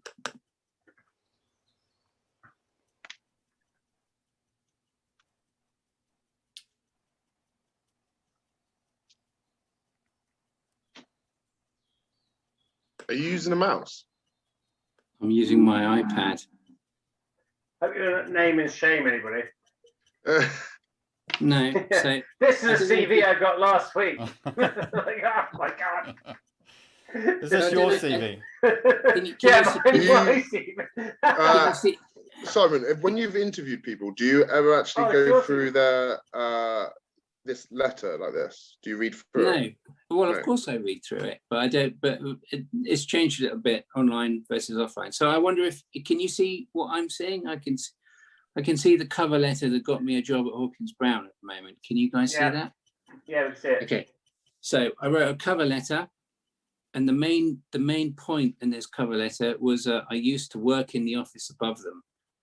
So I spent a lot of time saying how good I was, blah, blah, blah, worked for Madonna, Rolling Stones, One Direction, AC/DC. It was all good. But the main point, the main hook in this cover letter was I used to work above you guys. So I've known all about you. I didn't have a clue what they did. I wasn't interested in them at all at the time. So then the next point was, hopefully you can see this. It was a page of saying what my professional experience was, and I can save you some reading time. Basically, I said I'm shit hot, because there's no point saying that there's no point marking yourself 4 out of 5 for Photoshop. You want to, you always want to say you're shit hot because no one's interested in anything else. But here's my point: was what we were talking about was I did start to present my work chronologically, not in order of how good it was. So this was when I presented this in 2015. So top left is a render. Second top left is what the project looked like when it was finished. And then there was a whole bunch of other shopping centers that we did for them. It was pretty cool. Right. And then next, it was more to do with, this has got nothing at all to do with architecture, but this is what I've been doing for 3 years. It's to do with, showing people how good, so top left is a sketch of what they wanted, what AC/DC wanted the concert to look like. And then there's a whole bunch of steps in between that. You see the bottom middle image it's a little bit not suitable for work, but it was all done completely off the visualizations, and they created an inflatable woman. I would expect this from a 3D designer, sort of workflow. A 3D artist would just have images. Yeah. So then there's the bottom right, that's what finished. And then I thought, well, I think okay. in this instance, the story is really cool. I think as a visualizer, that is still worthy. Yeah. So then I started to show some more projects I worked on. So it was like a project for Lamborghini, a project for the Rolling Stones. I can't remember what the top right was. I think it's something to do with the Olympics. And then F1 to do with the circuit in Bahrain. And then I slipped back to the civic arts. So this is much older work. And I tried to put the work that I was proudest of at the beginning, but I also made sure that I put in a whole bunch of work that was, a bit, to me, in 2021, I look at it and I think, it's all right, but it's not that good. But, 10 years ago, I was super proud of this. And then at the end, a whole bunch of work that I'd done for the company. So I mean, I don't know. I haven't counted how many images there are there, but there's a whole bunch. Right, I need to come back off my CV. These are slightly different though, aren't they? Because they're more like thumbnail images. Yeah. Giving an overview of everything. I think so. You're not showing full screen, full page images, and I think that's what we're imagining it's 30 pages of going through image after image after image. And I think that can become a little, that's when it starts to be watered down. But when you're telling a story about a particular Well, I don't want to spend all evening arguing about this, and I completely respect your points of view about this. But my point of view is that if it's no hassle actually. I'm not where Stephen is. I'm not filtering CVs, but I don't think there's any harm in showing a lot of work that you're proud of, because it's really no hassle to click through 5 pages as opposed to 12 pages. I think it's nice to show that you've worked on lots of different projects. Can I make a suggestion? No, because I got something else to say. It's quite important, which is super useful for anyone who wants. That is presenting their work is apart from everything that anyone else has said tonight, is the most important thing is to show relevant work.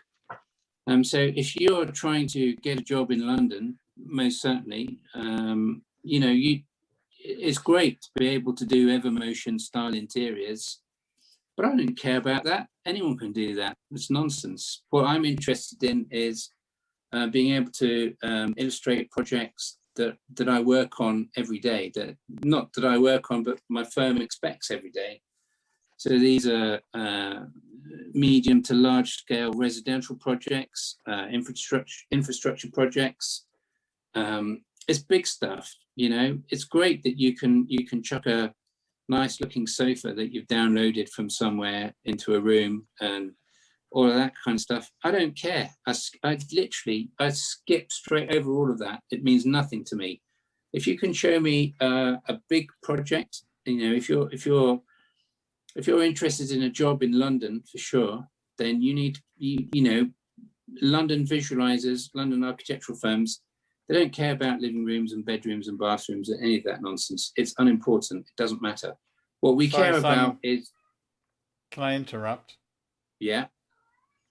Could we maybe move on to talking about the third stage, and that is the interview process, and actually having an interview, and let's talk about that side of it, because we're stuck on the, if you like, we're stuck on me. That's fine. We're stuck Let's on move you. On. But good. I think that's a good thing. We should move on to, because it's the next big stage of actually coming to meet you. So here we are. I'm coming in for my. Stephen's passed my CV on to you, and you thought, I don't know how old this guy is, but he's got some images I might be interested in. And then he organizes the meeting, and I turn up.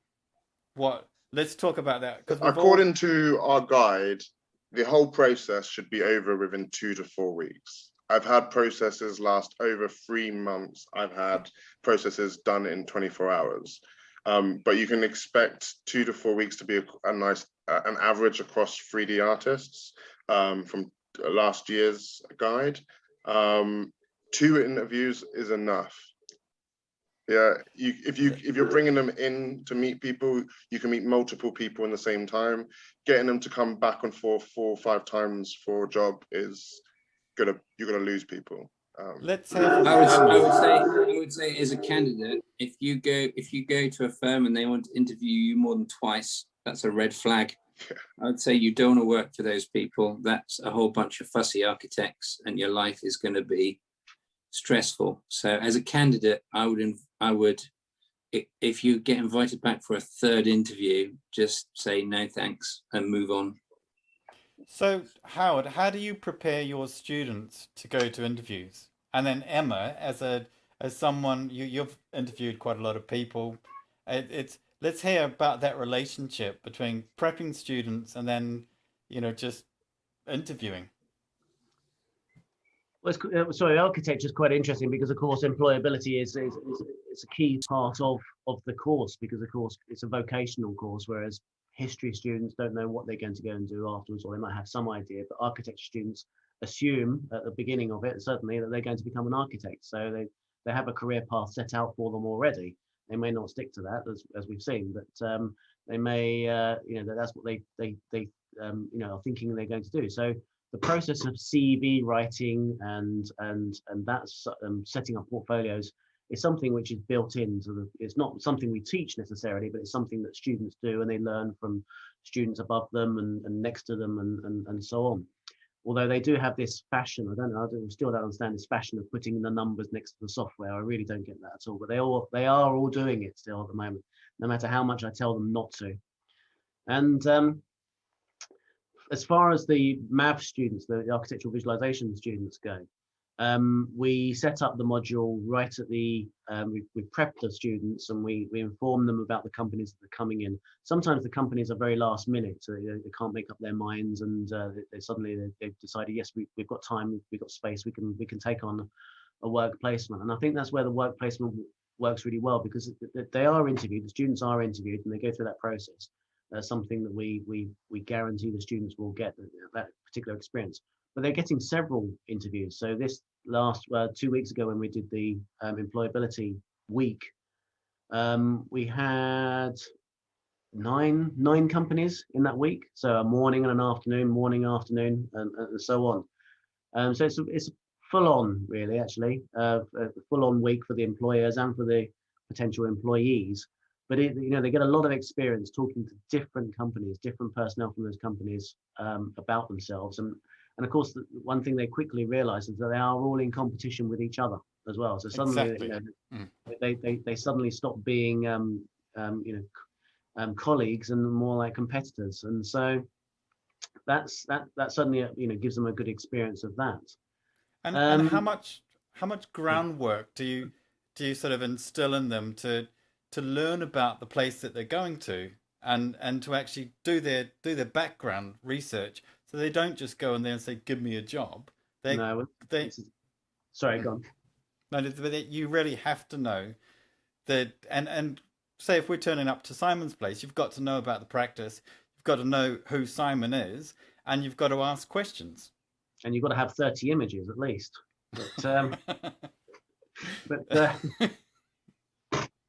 But yeah, so obviously we let the students know who's going to be coming in the following week. They get an opportunity to go to the website. They'll know the person that's going to be interviewing them, so they can have a look at the back catalogue of that particular person, where they're coming from.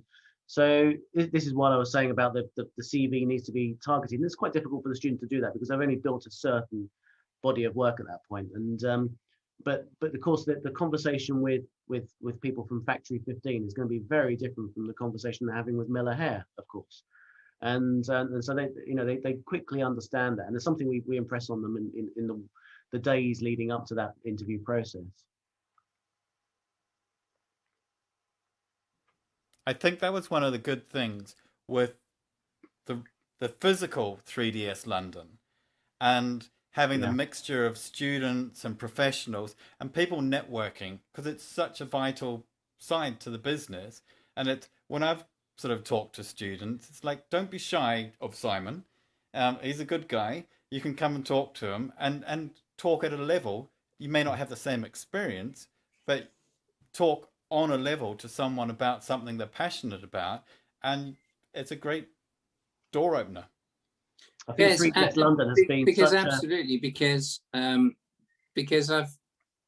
I've had great jobs, but I've also had terrible interviews. I know how hard it can be, and I've just shared my 7-year-old CV on YouTube, so that possibly wasn't super smart, but I mean that's where I was at the time, and it worked. But I know how difficult it is to get a job.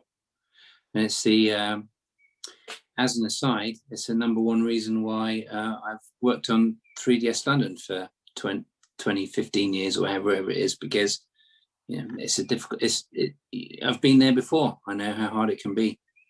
That's what I was going to say. 3DS London has been so enormously helpful for the program, actually, because when I first started coming up to the physical meetings, the face-to-face meeting, that's where I bumped into Andrew from Glass Canvas. And started conversation, and that's how they've started taking on some of our students. So it is as soon as we can get back to that. And we were talking about Stephen's slide about the desire for people to stay. Most people wanting to stay working at home. A few weeks ago, I crossed that threshold where I decided home is home now, actually, and I want work to be work. home to be home. I don't want the two to be the same anymore. And so the sooner we get back to face-to-face meetings, I think the better, really. Yeah, 100%. But I mean, slightly worryingly for me, you know, Stephen Sly said that 17% were unhappy, or they thought their mental health was negatively impacted from working from home, and that's not good. There's no positive spin on that. You know, it's really difficult to get around that. I mean, I'll be quite open again, even though this is being recorded and put on YouTube. But you know, last year I was fine. This year, it's been really difficult to get motivated and to make sure I'm on the computer at 9 a.m. every morning until 6 p.m. It's just been really hard. You know, it's a really big change for everybody. And you know, I'm lucky in a way that I have a job in a certain position. But you know, goodness me, to be motivated to get a job when you know it's hard enough for people that have a great job to get motivated, but to be able to do that, you know, to get a new job must be an incredible hill to climb at the moment. Very difficult to do, definitely. So what tips do we have for have those interested of finding a job, best practices for interviews? Is there anything we want to share? Simon, you said before we started you might have a list. Well, so I mentioned my good job interviews, but I didn't mention my bad job interviews. And I won't mention the firms involved, but there was one chap who I went to interview for, and it was super exciting. They were super excited for me to turn up for the interview, and until they read my CV more closely and they realised how much I cost. And then they phoned me up and they said, "Oh, we've made a bit of a mistake." And I was quite pushy, and I said, "Well, okay, I don't think you've got anything to lose from me coming in and talking to you." And it was definitely someone you wanted to work for. He was involved with all sorts of stuff with Apple design and all kinds of cool places, all kinds of cool super yachts and everything. I was just like, yeah, it could be a good place to work. And I forced myself into this interview, and it was the worst interview anyone could ever had. It was half an hour of them not wanting me to be there because it was just, I was a lot of money more than they ever wanted to spend, but I'd sort of put my foot in the door kind of thing. So that was awkward. And I left that realizing that it's really important not to apply or not to try and force yourself into somewhere where you don't think you belong. So most definitely, look, when you apply to companies, just think, would I fit in here? Would it be a good place to work for? And I actually think today companies owe you a great deal as an employee. I don't think you should be thankful for getting a job anymore. I think employees owe you as much as you owe them. If you're skilled and you're passionate and you really care about your subject, it's still unfair. It ought not to be, but they owe you as much as you owe them. I think it's Howard touched on before. It is competitive, and getting a job is competitive, and you have to be judged. You are being judged when you turn up, and like Stephen's recommending 4 people. There's the top 4, and they're all out for one job, and it could be you're 5 minutes late, and that could cost you the job. And it's happened to all of us. It's. I think I could tell you my Hayes Davidson story. I genuinely wonder about the next 12 people that didn't get forwarded to me, because they might be more fun to go to the pub with. And there's not, it's great being technically brilliant at your job, blah blah blah, but you do need to get on well with the team. So judging someone purely on their technical ability is always going to be hard. Stephen, I'd love to know what you think about that. Right now we're in a candidate-led market, So right now, candidates, the good ones tend to have options. So that's not the same for it, flip-flops every sort of year, 6 months. Its competition though is fierce, and if your skill set isn't up to a certain certain level, then you'll find difficult getting a job anywhere, and it'll be a race to the bottom in terms of how much you charge in salary and for fee. And that's not just for new people. This is for some people that have been in the market for a long time and they haven't developed their skills as they keep going forward. So they are as good today as they were 10 years ago, and nothing ever changes. So it's recognizing the competition and recognizing and putting forward there. There is a few bits and pieces in terms of interview technique though, like 3 things. Be prepared going into, do your research on the people that are interviewing you and the company itself. Eye contact is super important, and smile. Just be pleasant to be with. Be coming looking grumpy and pissed, tired, hungover, is not going to be a good thing. The 2 skill sets that I would, especially at university level, I don't know if this is something you push, Howard, but what I see time and again is photography being an important aspect for all marketing visuals, especially for CG across the market. Really, photography, understanding all the parts of photography, so you're able to actually compose a beautiful image. It's not just technically accurate with materials and lighting, etc., but the composition of the image, the details and stuff is something that is even more important once you start getting to the top levels. It's not just a case of I can make a chair that I've downloaded look real. I can put that chair that I've downloaded within a scene that is detailed and engaging and tells a story. The other thing I would push for the university and anyone actually right now is to learn Unreal in one way or another. I would push back and say Unity is dead. I would say it's not, but Unreal is certainly taken over. Unity I find you find a lot more sort of AR apps where the sort of real-time sort of application is with Unreal Engine. So push that, because I'm finding that 2-3% last year of roles had that something to do with real time. That's now like 30-40% of my roles. It's, as far as I'm aware, that is the number one thing that keeps coming up time and time again.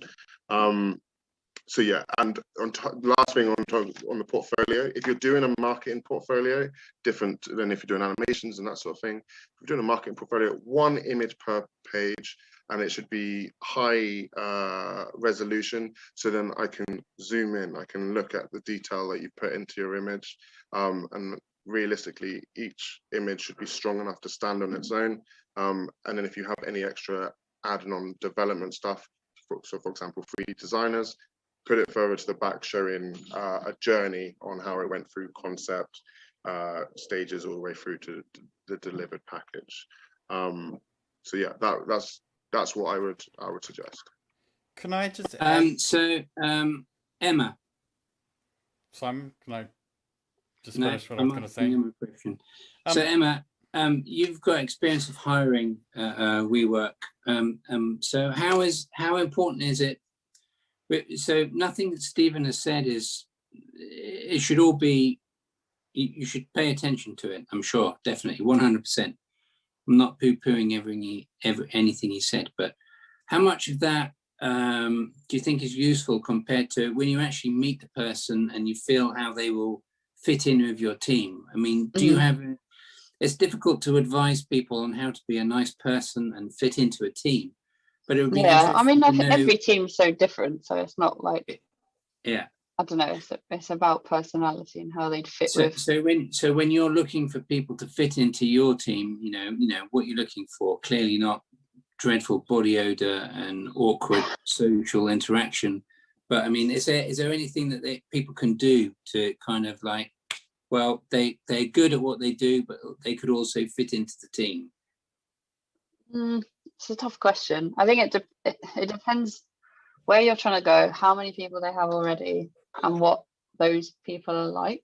So, for example, if you have a team of 5 and 3 of them are like super, super technical, keep themselves to themselves, and then you've got like one person who's really outgoing and better at like the Photoshop side of it, for example, then like the gap that I'm trying to fill is fairly specific, and I don't want a team everyone who's super technical and they're going to sit with their headphones on not talking to everyone. Yeah. So yeah, I think it fully depends on what space you've got at the time. But yeah, I mean, I would say, like, going back to Stephen's points, like having the high res images and things, like, for me, they just kind of prove that you're able to use the software, right? Yes, it's sort of like a first check, like, yeah, they know what they're doing, the images look really good. Like, you can always teach certain things, I think, if people have a certain level of ability. Yeah. So yeah, it totally depends on who's in the team and what gap you're trying to fill, I think. And you're not going to fit into every single team as well, I think. Like, that's one thing to note, is don't be disheartened if there's one company who you're just not a right fit for. It doesn't mean you've got a bad personality or you're not a nice person. It just means that that's not the specific kind of role that they've got to fill at the time. Yeah. Tom? A bit unrelated, but I was going to ask Howard, do you teach Unreal? Is Unreal a big thing? Yeah, so we teach Unreal as part of that module called Virtual Cities, and we've been teaching Unreal right from the DK, and Oculus from the DK ones, and using Unreal Engine 3. And in fact, we built the whole of that Abbey project in Unreal Engine 3, and of course they changed it to Unreal Engine 4 the year after that, and there wasn't an easy conversion process. We had to build the whole thing all over again. But yesterday I downloaded Unreal Engine 5, the early access module, which is enormous, absolutely enormous program. And if you try to download the demo level, the Valley level, which everyone's seen the video of, that's colossal. It's like 100 gigabytes or something like that, and it's ridiculous. But kind of what I mean is, at what level do you guys try and teach it at? Like, is it just an introduction to the students? Like, yeah, this is it. Go and make the most of it, or is there quite a big, I mean, and for you guys, how do you get taught? How do you keep up to date? We've kind of covered this already, I know.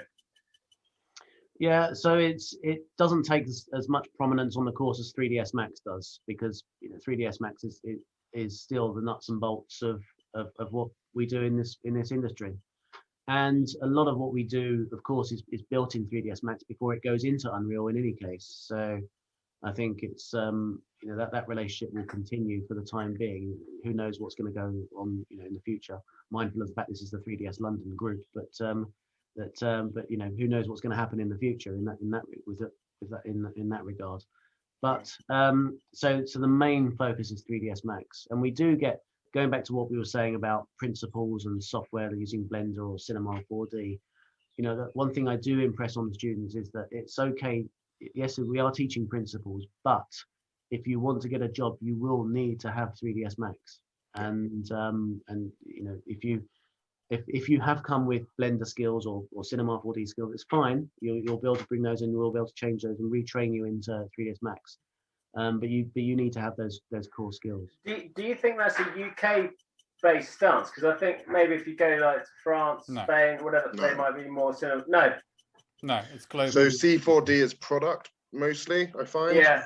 3ds Max is architecture, for ArcViz mainly. If you go into the actual architectural practices, a lot of them are still using Rhino and trying to get onto the 3ds. Yeah, and then Revit. Yeah, and Revit, SketchUp for the basic stuff, or if you're Arculine, for example. So really, if you learn one software, likelihood is you're going to be moving into a certain area. If it's architecture, usually your best bet is to stick with 3ds Max. I do think Unreal, excuse the pun, is a game changer though. Actually, moving forward, I think it's turning the industry up on its head really. I still find this a bit of a weird one that like people ask. So like the kind of clients that you're working with, Stephen, like how much are people supposed to know Unreal? Because it's sort of like in my head, it's I a actually different had it career written down path. here, the stuff Right. that they ask for. So Yeah. the things that So they it find. just seems weird that you've got this whole background in 3ds Max and you're so good at that, and then people just want you to suddenly know how to use Unreal, and it's like, yeah, but it that's seems two to be different. the It's two evolution. paths. It's like you get to a certain point of 3ds Max, the next level is like, right, let me do it in Unreal Engine. And I feel like as a business, the still image is not enough anymore. They need to interactability, they need an animation, and the cost and speed of obviously of using Unreal Engine is going to make it easier and quicker for all. But the things that I get time and again that come up is they need to be able to import from 3ds or wherever else into Unreal. They need to be able to optimize the model. Blueprinting and interactability, some basic coding is something that they constantly ask for. Baked dynamic lighting, creating materials using Substance or Photoshop and then adding it in rather than just whatever material is there. Those ones are the points I get every single time. So if you have a basic level of those ones, that it puts you in good stead. Winner. That's enough. Winner. So we touched on this far earlier in the evening, and I said my experience is different, and it will be different to anyone who is half my age getting into this industry. If I was half my age now, then clearly I'd be shit hot at Unreal. I'd make it a priority to be really good at it. My priorities now are slightly different. My priorities are managing jobs and making sure architects aren't disappointed. But yeah, definitely. If you're trying to get into the industry, if you don't have any Unreal experience, I would wonder why. I would. That would be a red flag. It would be like, why isn't this person interested in this? Because it's clearly the way forward. But what you're getting excited about, though, is somebody that is going to do that. If you had that CV through and they said, yeah, Unreal Engine, I can do this and this and this, that's what's going to be exciting for you. Well, yeah, but firstly, if they, being brutally honest at the moment, if they can demonstrate that, Tom, then they're probably £10,000 or £20,000 more a year than we can afford for that kind of visualizer. Because it's a very well sought after skill at the moment. So at the moment, the real-time work is more likely to get you a job, but it doesn't actually increase your salary that much. Interesting. I'm just basing that on the guide. Okay. At the moment, it probably change going forward. I would certainly pay someone more if they were shit hot at that at the moment. If only I mean, my team are not. We're not stupid. We're doing a whole bunch of Unreal work. It's pretty good, but if you compare it to some of the work, clearly that the Unreal marketing machine is pushing in terms of architecture, everything is incredible. But, we're nowhere near that at all. And our experience is far, far easier to push out a render in Corona or V-Ray than it is to push one out in Unreal. Even if once you've pushed it out in Unreal, you can do a 4K animation and all of that stuff. So Nigel showed this incredible video with V-Ray. Vantage. Come on, Nigel. Vantage, yeah. It was insane. Absolutely incredible. And I was like, oh my God. So at the moment, I'm working on a project where that would work brilliantly. And I don't know why I'm not, because I've got the Vantage subscription. I've got the hardware to support it. And it's just to do with timelines. It's just to do with, well, can I afford anyone on my team to have 3 or 4 days figuring out how to use it? Or Nigel, here's your chance to earn $1 million bucks for V-Ray and say, oh, it's super easy. But I could move on to that, but I think let's stay on what you've just said, because there's expectation. And I think a lot of people think that just because they may be good at what they do, that they're going to come into your company and they're going to get your job and do the same work that the seniors are doing. So there's got to be that level of don't be disheartened that if you are a junior, that you are going to do junior work and work your way up. Don't just because you've been told by a recruiter or by the educators that you're the best person and you've scored yourself 10 out of 10 on all software levels, you aren't going to position yourself at that company. You have to have the respect of the people above you, and don't think that you're better than them. Learn from them. Even though, Simon, you may not know everything about Unreal, and you're going to employ someone who may come in and they're going to be eager to get into it, have the respect for you for being in the industry for so long, and to learn from that experience. It's completely mutual, though, isn't it? Mm. That person Absolutely. who's coming in who's got the skills, and the person who's been in the industry who's got the experience. I mean, if you get the marriage right, you're onto an absolute winner. Yeah, why because it's really it's so much important that, you know, if you're a part one or a part two, or you know, at the relevant level of visualization, someone like me can shield you from unreasonable architectural requests. You know, it's the whole point of the job is that, you know, after doing it for 20 years, you realise what architects want, and you can manage projects. You know, it's not about getting away with the minimum that you can do. It's about trying to do the best you can with the time you have. It's the one thing in my job. You know, I mentioned far earlier that I had this incredible passion for computer graphics, and then I met Eric, who taught me to be passionate about architecture.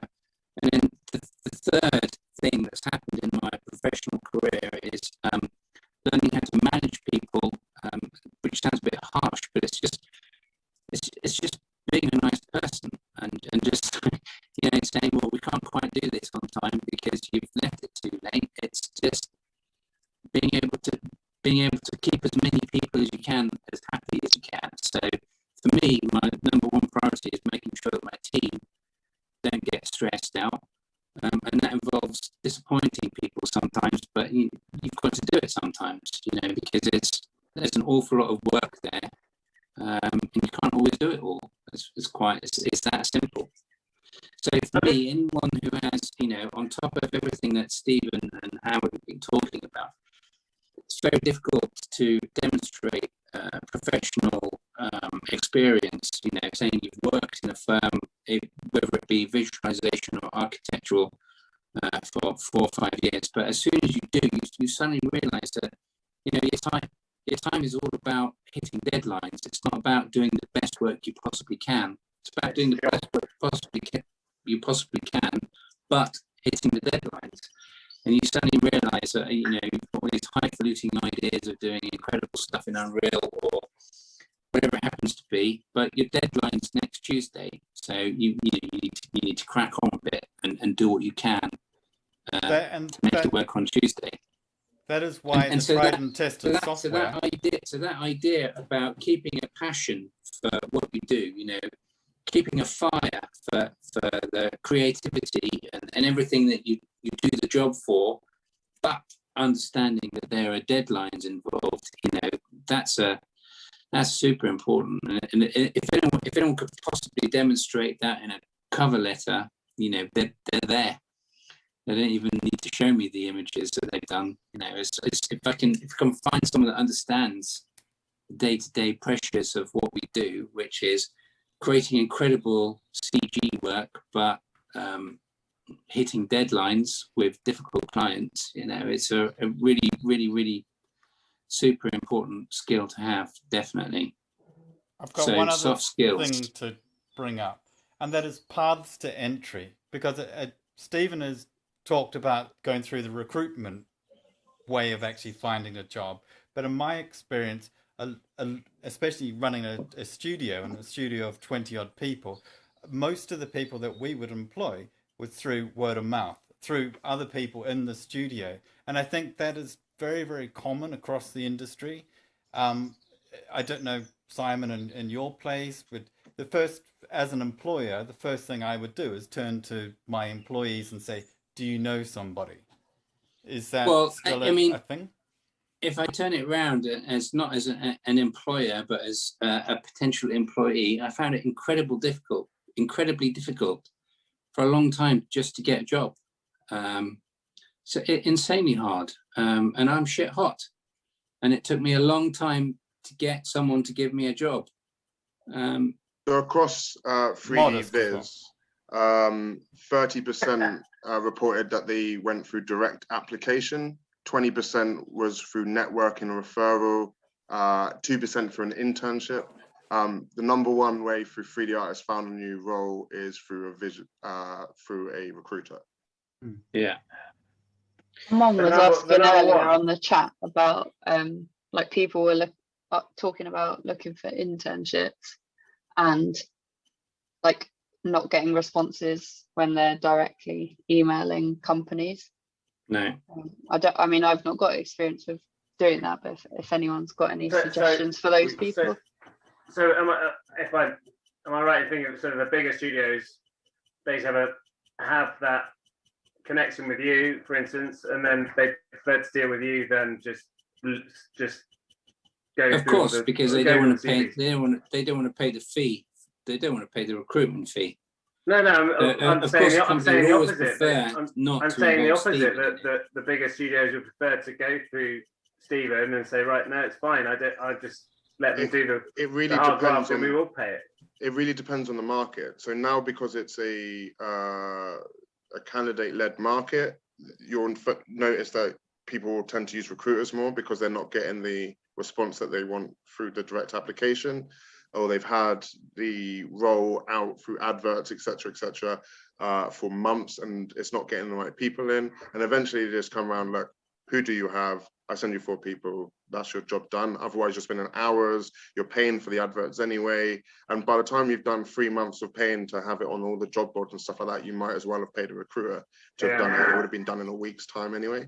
But this is something that is just like an educational thing. I don't think recruitment was across 3D for the entire time as it's existed. It's more of a thing that's come in the last 5-6 years. So personally though, I think if I were to be looking for a job, or if in my earlier days, I'd probably want to contact them direct, because you feel like you're sending them your CV. You're saying you'll do that for the first 10-15 times and then not getting any responses back. It's been months. You're calling people up. You're trying to message on LinkedIn, and then you go, you know what? I'm going to go for a recruiter, because if you imagine you've got hundreds of people applying from all over the world, you're just one. Yeah, of course. You're a CV in a pile of a list, and it's not you or anyone that's head hiring manager that sits through sieving through hundreds of CVs. It's an HR person. It's someone else that goes through it, and then it gets to you.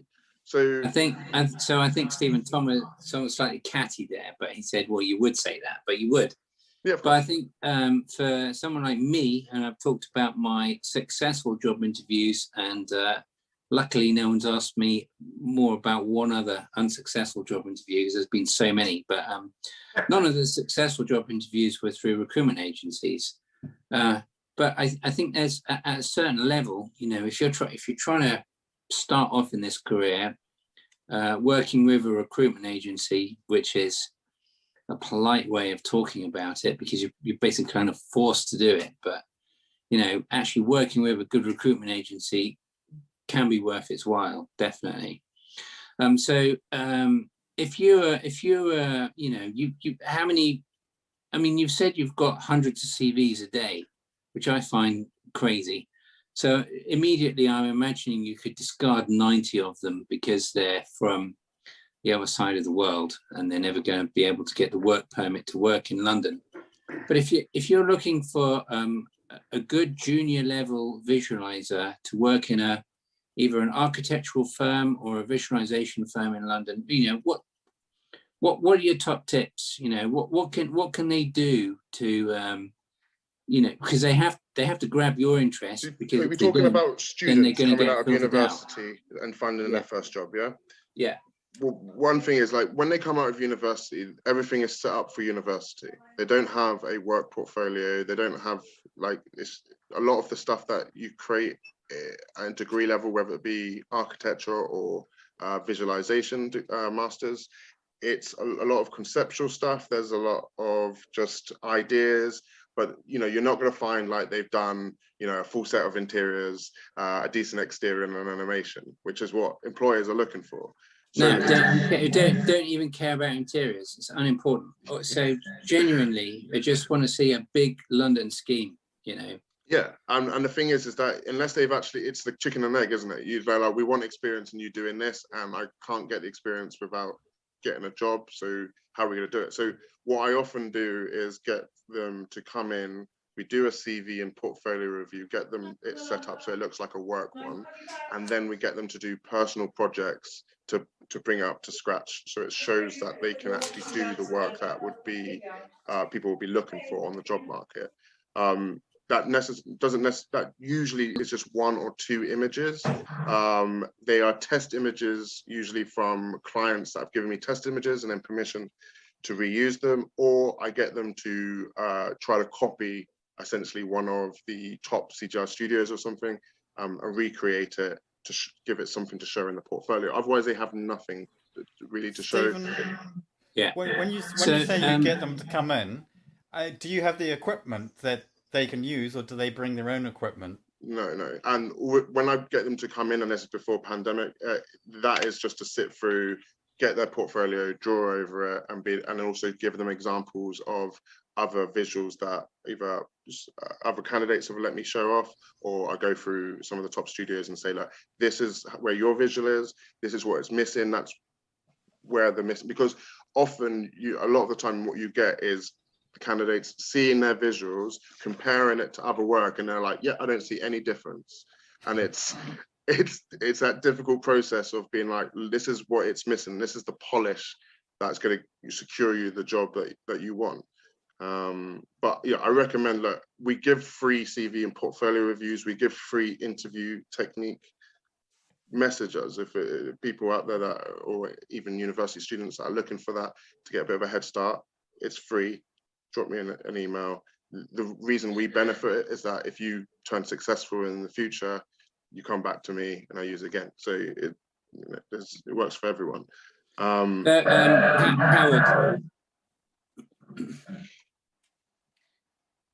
I didn't hear that. Yeah. So Howard.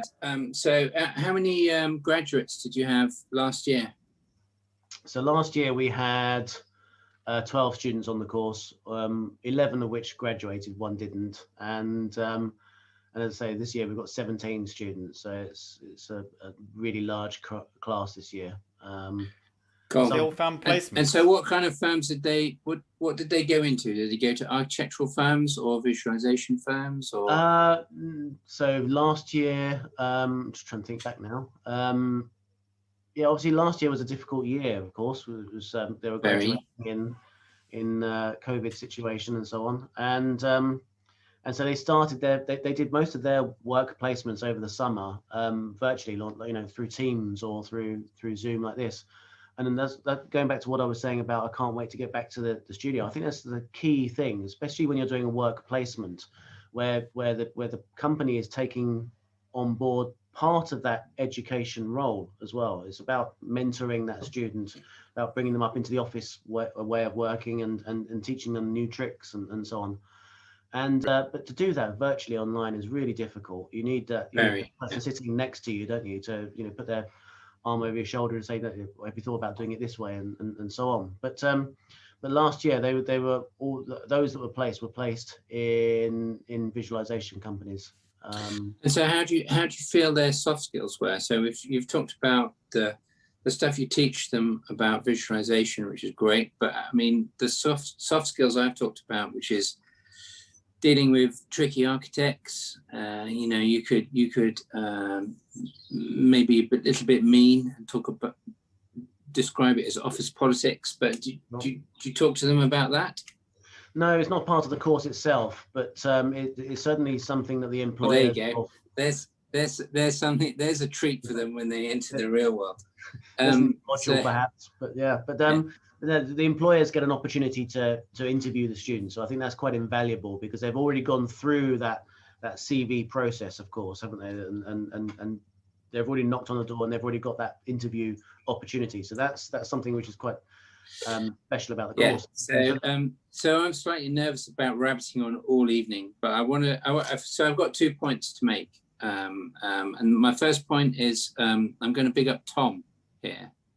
So Tom has worked for HB almost exclusively for the past 9 months. And the reason why the project teams like working with Tom is because he's nice. It's that simple. He also happens to be very good, and he's a very good visualizer, but also he's nice. And so it's nice to work in a team with Tom. So my number one take home point for anyone who's interested in architectural visualization and getting a foot in the door is don't concentrate on how you get on in the team, and your place in the team, and how your work is. It doesn't matter how good your work is if you're awkward to deal with. And my number 2 point is I think I've slightly disagreed with some of the things Stephen said on his CV points there. But my number 2 point is if you've got a passion for the subject, it will come across.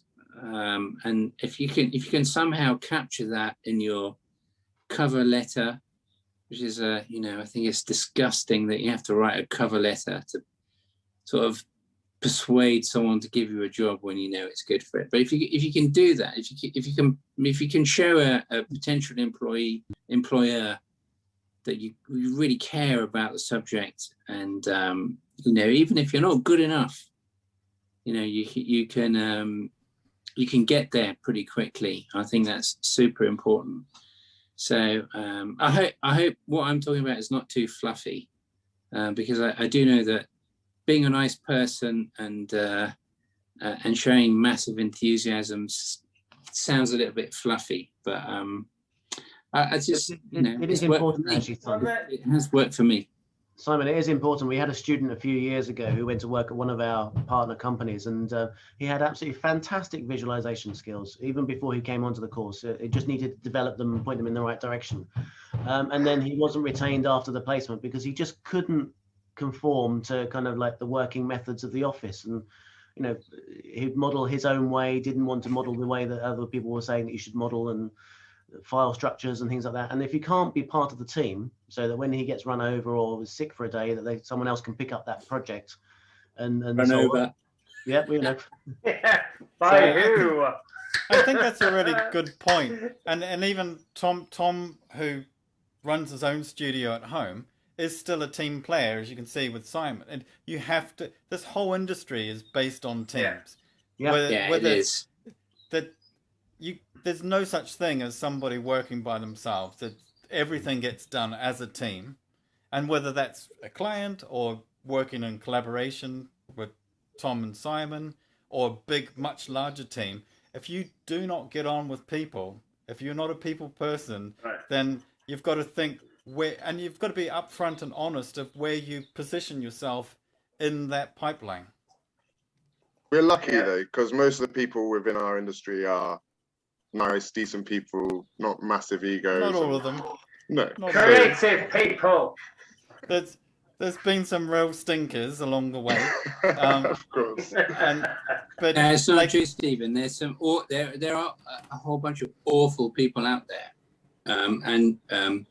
Nigel, having run a company previously, will know that for a fact. So you can unintentionally employ someone who's appalling, and they can come across really well in an interview, and you think it's all good, but there are dreadful people out there. Yeah. But then, as an employer, you've got to go through the whole sacking process, and which no one likes to do. But you're doing it for the team. I quite enjoy it, Nigel. Of course you do. But you have to. You've got to keep the team motivated, and you've got to get rid of the weeds. Unfortunately. Yeah. So it's all part of it. And I think a lot of that I should point out that was a lie. I'm far too English to sack anyone. It'd be like, okay, well, you get on with what you're doing. I was just imagining the scenario. Are you doing it, Simon? Me being nasty. I'd love to be a fly on the wall for that one. Yeah. It's so British. Anyway, I think everyone works as a team, whether it's from recruitment, actually, the whole HR side of it, to education. And I think, sort of, to try and wrap this up soon, or now, it's fantastic that we now have an educational side that are bringing people into the industry and working with industry to actually train them properly, like visual effects has had for so many years, and games and animation. And now we're actually seeing people hitting the ground, running at 22 or straight out of university, who are professionals, and they're approaching this as a profession right from the very, very beginning. So that's only going to improve and get better and be better for all of us in the long run. Oh, Stephen, who are you shushing? My cat. Oh my God! Come on, let's see him. Another pet. Come on. Here's my cat. This is George. So who is this? Is he blurry? No, no, there he is. So yeah, he just meows at me when he wants me to open a cupboard, because that's where his toys are kept, and then he'll just throw the toy under the sofa. So I think we're done. But can I make one announcement? We're looking for recruiters. So if there's anyone within CGI, VFX, or design background that wants to try out recruiting, please just send through your CV. We'll have a chat. I also have salary, Stephen. If you're don't have to have any experience. Between 200,000 and 300,000 a year. So 25 to 30k as a basic salary, and then your commission up to target, you should probably hit about 40k on your first year. Any prerequisites apart from just working in the industry? No, just a background and a love for whatever you're doing. So we've got people with game background, VFX background, architecture, interior design, any of those things that we touch upon. If you've got a degree or a year or a couple of years experience in the industry, and you're interested in joining us, that'll be perfect. I will teach everything you need to know about recruitment. I don't like a salesy technique too much, so if they don't have a sales background, that'll be best. The only other thing as well is that we obviously have the this year's industry survey that's out at the moment. So yeah, if everyone could fill that in, share that around, I'll have a link on my LinkedIn. Okay, so Steve's done it. We're gonna do 20 seconds for everybody, and we're gonna do your number one, possibly two, take-home points to get a good job. Starting with you, Nigel. Network. I like it. Very good. Snappy. Done. Network.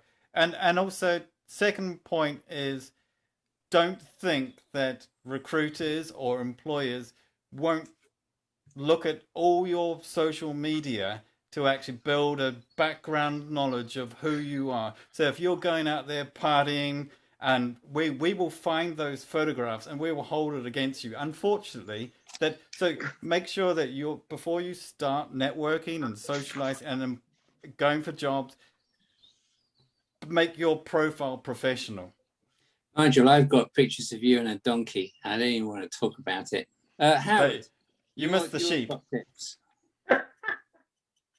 So I would say that I think I agree with Nigel's point about networking. I think that's absolutely key, and directing your portfolios. But I want to underline the photography. I think the photography is absolutely key, and I think you can have good skills, you can have very good skills, you can have excellent skills. But if you have brilliant photography in your portfolio, then a lot of employers will be attracted to your work. I love it. Great, Tom. Agreed. I agree. Be a team player, obviously. That's it, Tom. That's it. All Yeah. you've got. Okay. Yeah. Emma. Number one, be nice like Tom. I agree with that. Number two, Mine would be like just checking the quality of your portfolio. If your image is like low res and you haven't spotted it, then that just doesn't reflect well on, yeah, like that's everything that you need to know about kind of doing this job. So yeah, just Cool. double check, make sure everything looks good on the portfolio. Right. Well, thank you. That's a fantastic 3DS London tonight. We're not going anywhere. We're gonna carry on, but we'll edit it so that it stops now. I'm gonna But kill now this. we can carry on if you're watching anyway. You We 30 haven't people stopped on yet. there. Let's say goodbye to everyone. Yeah, we're very happy to carry on talking nonsense now, so that's all good. Right. I'm gonna sign us off. Thank you very much to definitely to Howard and Stephen. Thanks very much for coming along this evening. Your input was massively useful. I think this could be a really good. I think it could be a really popular YouTube video once Nigel's edited out everything I've said. Just finish. It could, Just say goodbye. Say goodnight to everyone. Right. Say goodnight to everyone now. Right. This is it. Bye everyone.